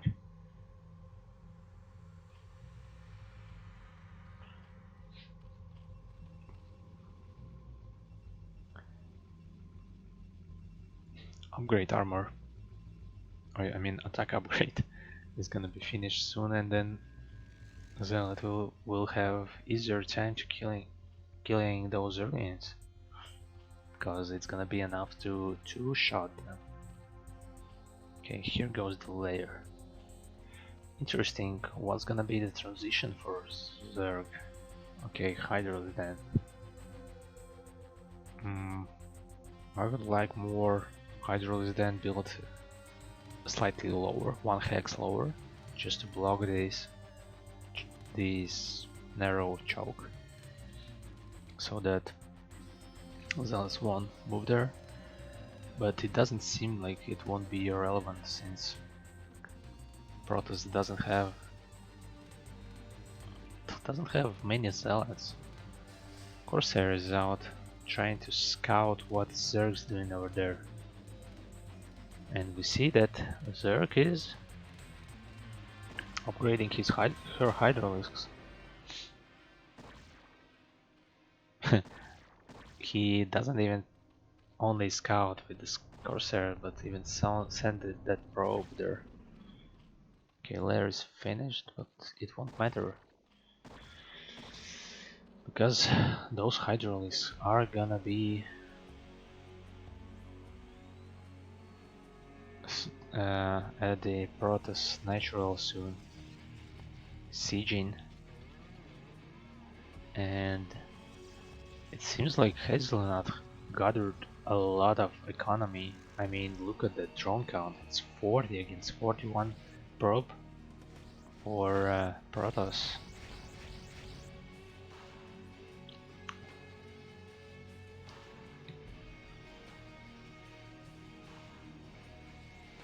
Yeah, Protoss needs to make more units. Oh no, he felt like he gathered very much resources and decided to spend it on gateways. But I mean, you don't need this many gateways when you are on 2 bases. So now those gateways. So now he has 10 gateways, but those won't produce units constantly since he doesn't have economy to support it.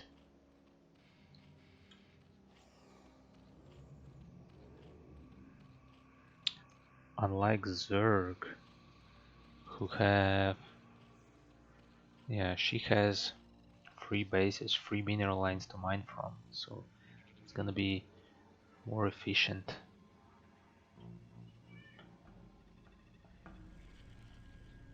What are those hydraulics doing?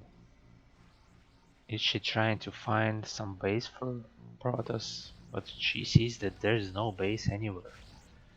So she can just kill him. Oh no, those zealots, what are they doing here? Wait a second. Where is the army of Stellanium? Is the replay broken or something? Because he only have 5 zealots and 7 high templars. Okay, now he's building. Yeah, I mean, if you feel like you don't have enough multitasking to spend all of your minerals with low amount of gateways, then it's fine to build 10 gateways on 2 bases, and just in case you skip some production cycle, then you can like spend the gathered minerals on army that way. Oof, trying to storm those hydraulics, but yeah, there's no zealots to support those storms now. So it's enough for Hazel now just to send some of the hydraulics to focus down the cannons and high templars. Yeah, because oh no, storming his own high templars and probes? What's going on?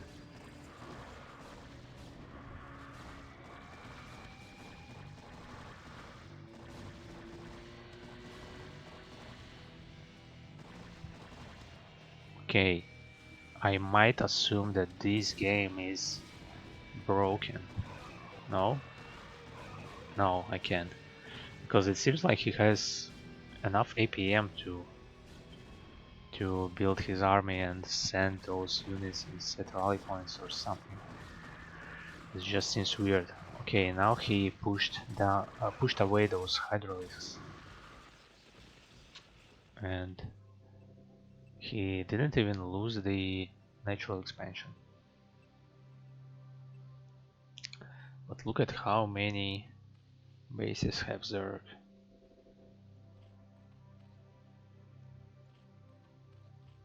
Does she have upgrades? Yes, it's +1 attack upgrade for hydraulics against armor and attack upgrade for Protoss. So this army seems much more stronger than what he has before. So now the game is much more even. Protoss needs to not lose those zealots one by one, and save the High Templars and somehow take another base, because it doesn't seem like Stellanium can attack anywhere, since he will just lose his natural and Zerg will manage to defend it easily. So that's gonna be the decision for Protoss here.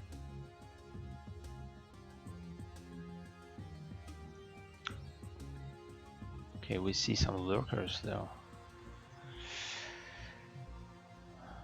But I felt like Zerk has enough Hydra. No, scratch that, he doesn't have enough Hydra. Look at how many zealots there are. Those lurkers will be useful to fight this. Imagine if lurkers were buried here. Yeah, so many damage would have been done. Okay, we're gonna see some fight here. Storm. Okay, Hazelnut having a hard time fighting this because there's no lurkers and she's suffering from storms. Decided to retreat, but forgot about those hydroids. Anyway, oh, will she manage to snipe some High Templars? No, doesn't seem like the case this time.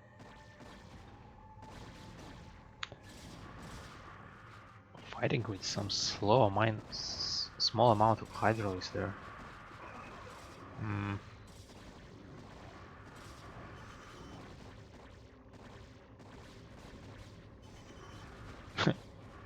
Somehow two Hydralisks managed to kill two Dragoons.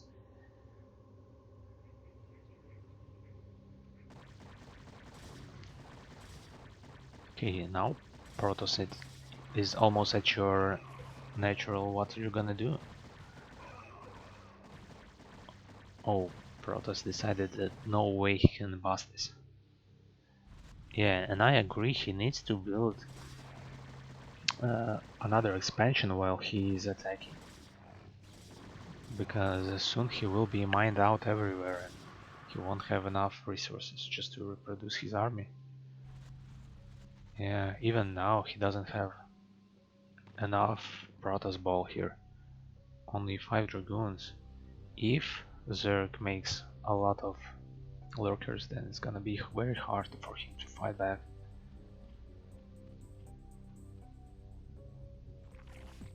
Oh, I heard some drop going on.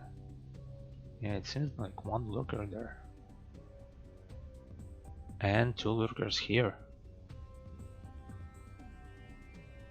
Oh, sneaky overlord trying to drop some lurkers. And where are the observers? There should be some. Yeah, she's gonna deny the mining from this base, so Protoss needs to retreat and or send some observers just to clean this out. Oh no, probes are going somewhere. Oh, never mind. It's on this base, which is not even finished yet. Protoss is expanding here. So now he decides to, okay, I have enough. I don't want to deal anymore with this nonsense. And just decides to lose all of his army to those lurkers. But look at this huge army of Hydralisks there. Yeah, there's no way Zerg lose this.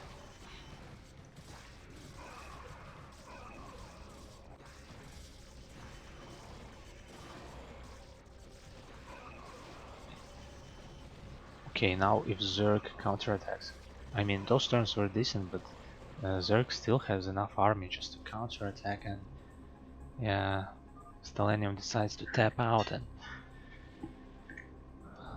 so we see that Hazelnut managed to take this series 2-0.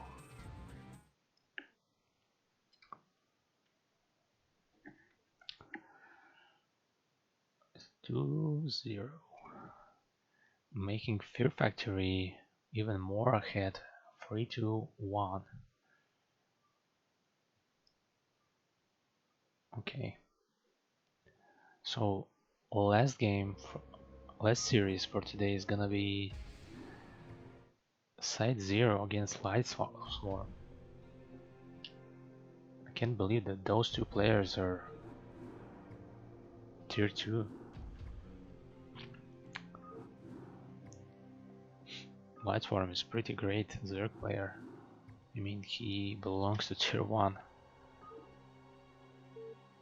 No doubt about that.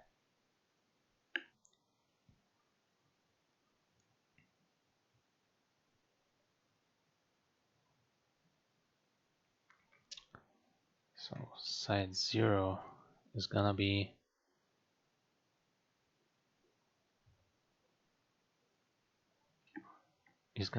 blue Protoss at the top right.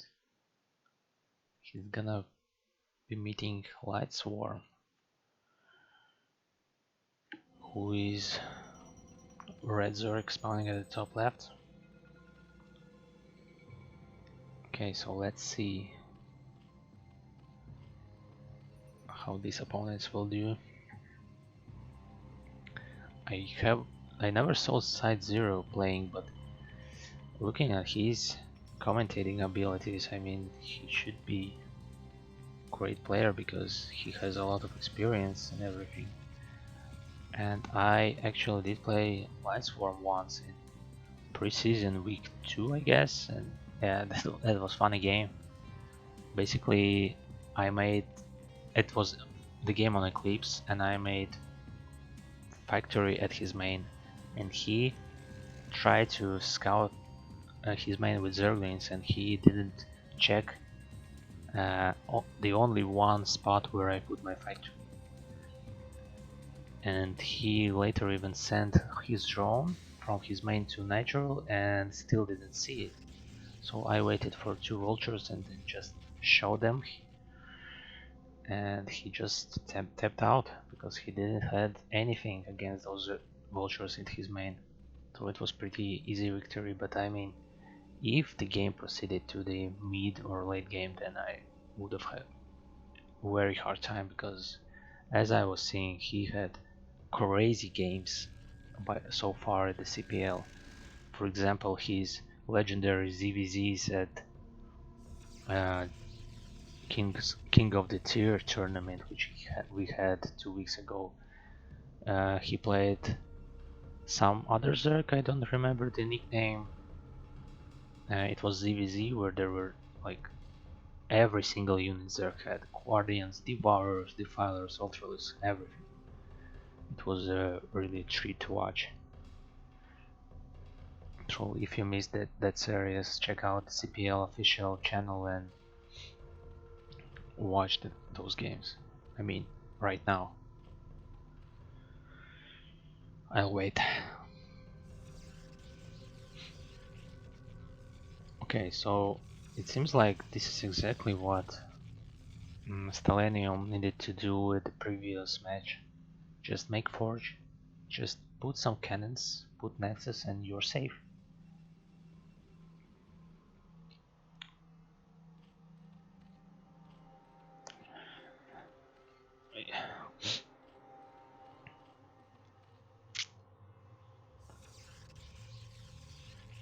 Okay, everything else seems normal. 2 Zerlings. No probe anywhere. Yeah, it doesn't seem like he lost. Okay, 1 kill for this Zerling, so he lost the scouting probe. And yeah, it seems like this wall is pretty great. So this should be Zerling tight. But even if it didn't, even if it wasn't Zerling tight, Zerglings shouldn't go there since there are 2 cannons.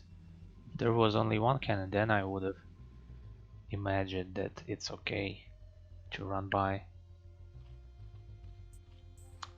Oh, so he didn't build the layer, he decides just to go straight to the Hydralisks and bust his opponent with those Hydralisks. Okay, it's pretty common in the CPL tournament and even in the high level.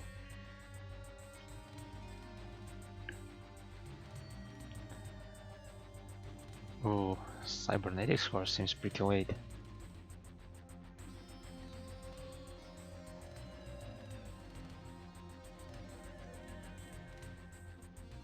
Isn't it?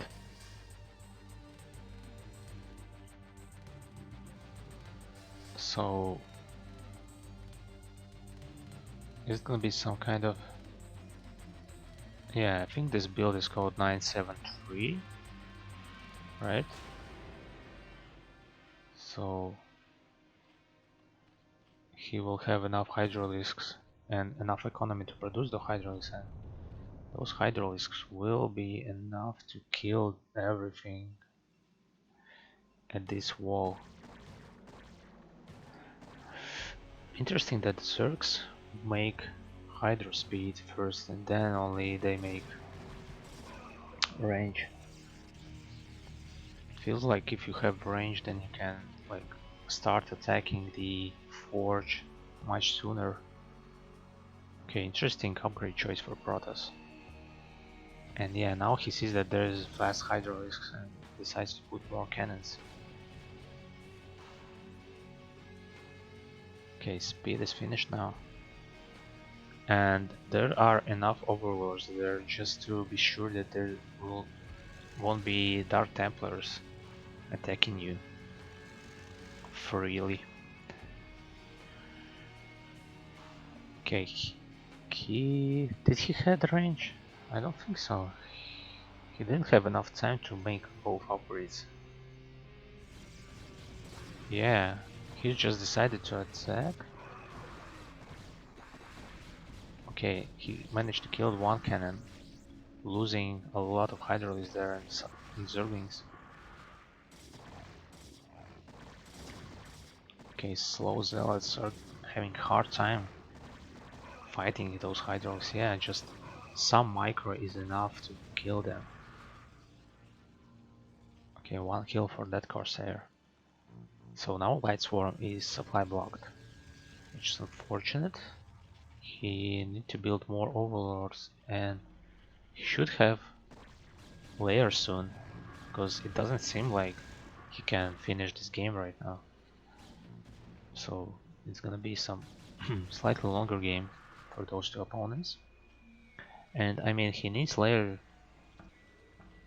to at least make overlord speed and spire, but he adds one more hatchery. And I forgot to mention that he now evolving those hydraulics to have longer shooting range. Yeah, he could have had easier time when he researched that upgrade earlier, but he didn't.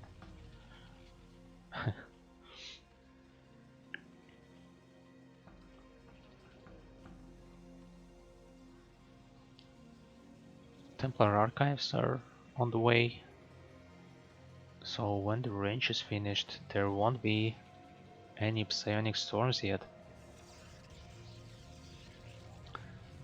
Okay, now he can try to kill the forge before the upgrade is finished.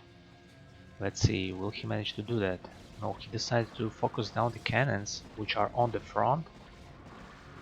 Okay, he killed 3 cannons. Now he can attack the forge freely, but it's gonna be too late because the upgrade is finished.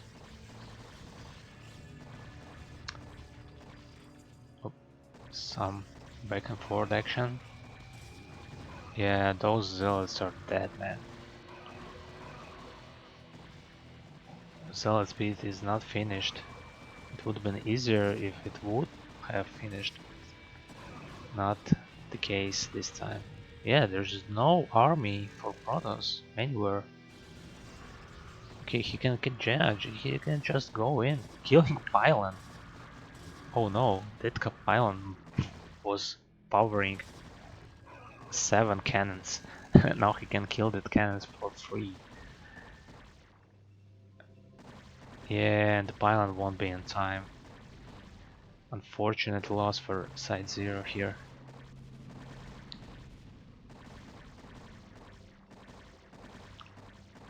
Yeah, those Pylons are useless now, since the cannons are gone. And the High Templars get sniped, because the rally point was there, but it won't matter. GG from side 0 and Light Swarm taking game number 1 in Fighting Spirit.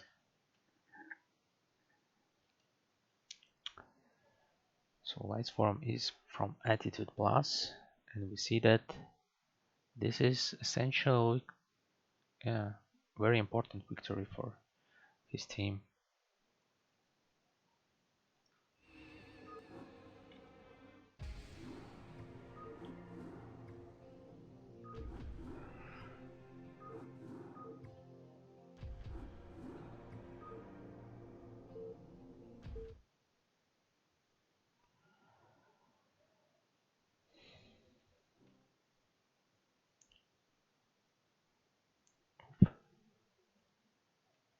Alright, so it's gonna be Polaris Rhapsody.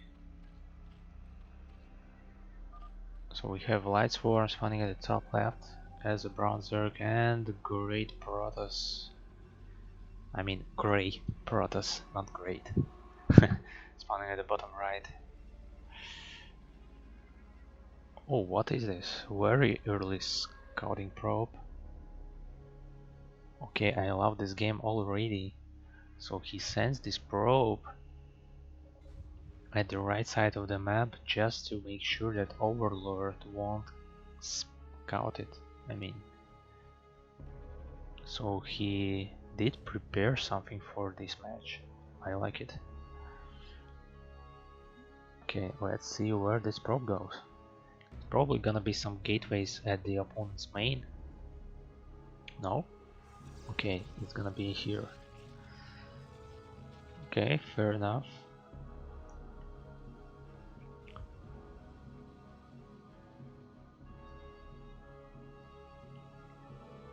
Okay, that pylon is not too late, delayed. Oh no, and it's gonna be overpull.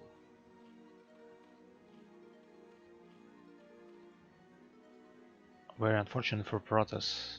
Imagine if Zerg went 12 hatch, it would have been much easier for him to make damage. Okay, proxy 2 gates. So it's kinda 10-9-9. So now the most important thing for Protoss is not to get supply blocked at 17-17. Let's see if he managed to do that.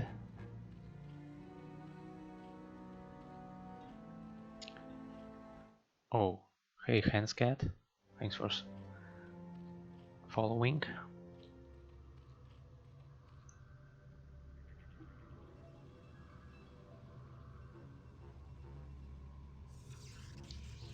Yeah, he will make the pylon on time.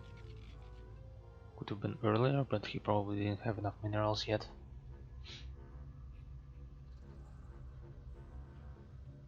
And Zerglings are out, so how many zealots will he gather before he show that his intentions? Okay, only 2. And actually those Zerglings are fine just going straight to opponent's main just to deny his mining. Okay, let's see. Yeah, he's Zergling. They're Zergling, so. And Sunking is mutating. So he needs to stale this attack by Zealot, but I mean, it's much easier for Zerg to defend this since he have access to the sunken colonies. While Protoss doesn't have Forge and doesn't have any defense, so he sent all of his probes somewhere across the map. I mean, there's nothing denying Zerglings attacking Nexus, so when he loses Nexus, it's gonna be victory for Zerg, or is it? Yeah, those Zealots are dead. Yeah, okay, even though he killed that Sunken, he lost the Nexus, which is much more important. There goes the pros. He has 400 minerals, just enough to build another Nexus. I mean, he has only 1 Zealot against 6, 10 Zerglings.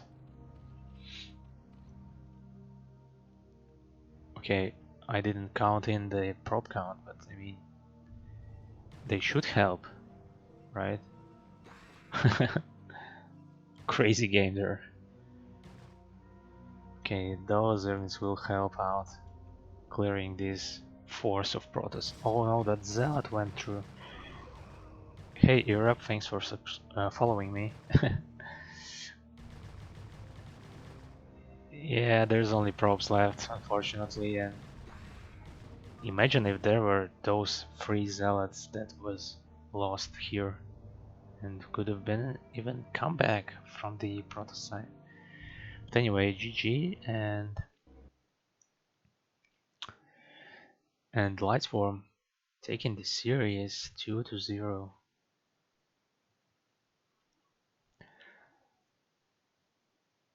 So we had only one equal series. I mean, there was 4 one-sided series with 2-0 and 1 ZVZ series which ended up with 2-1 score. So overall we have Fear Factory winning this tier 2 struggle. Yeah, I don't know how any other tiers went, but this time it went like this. Okay, thank you for watching, and I'm just gonna end the stream, so maybe sometime we'll see you soon. Okay, bye.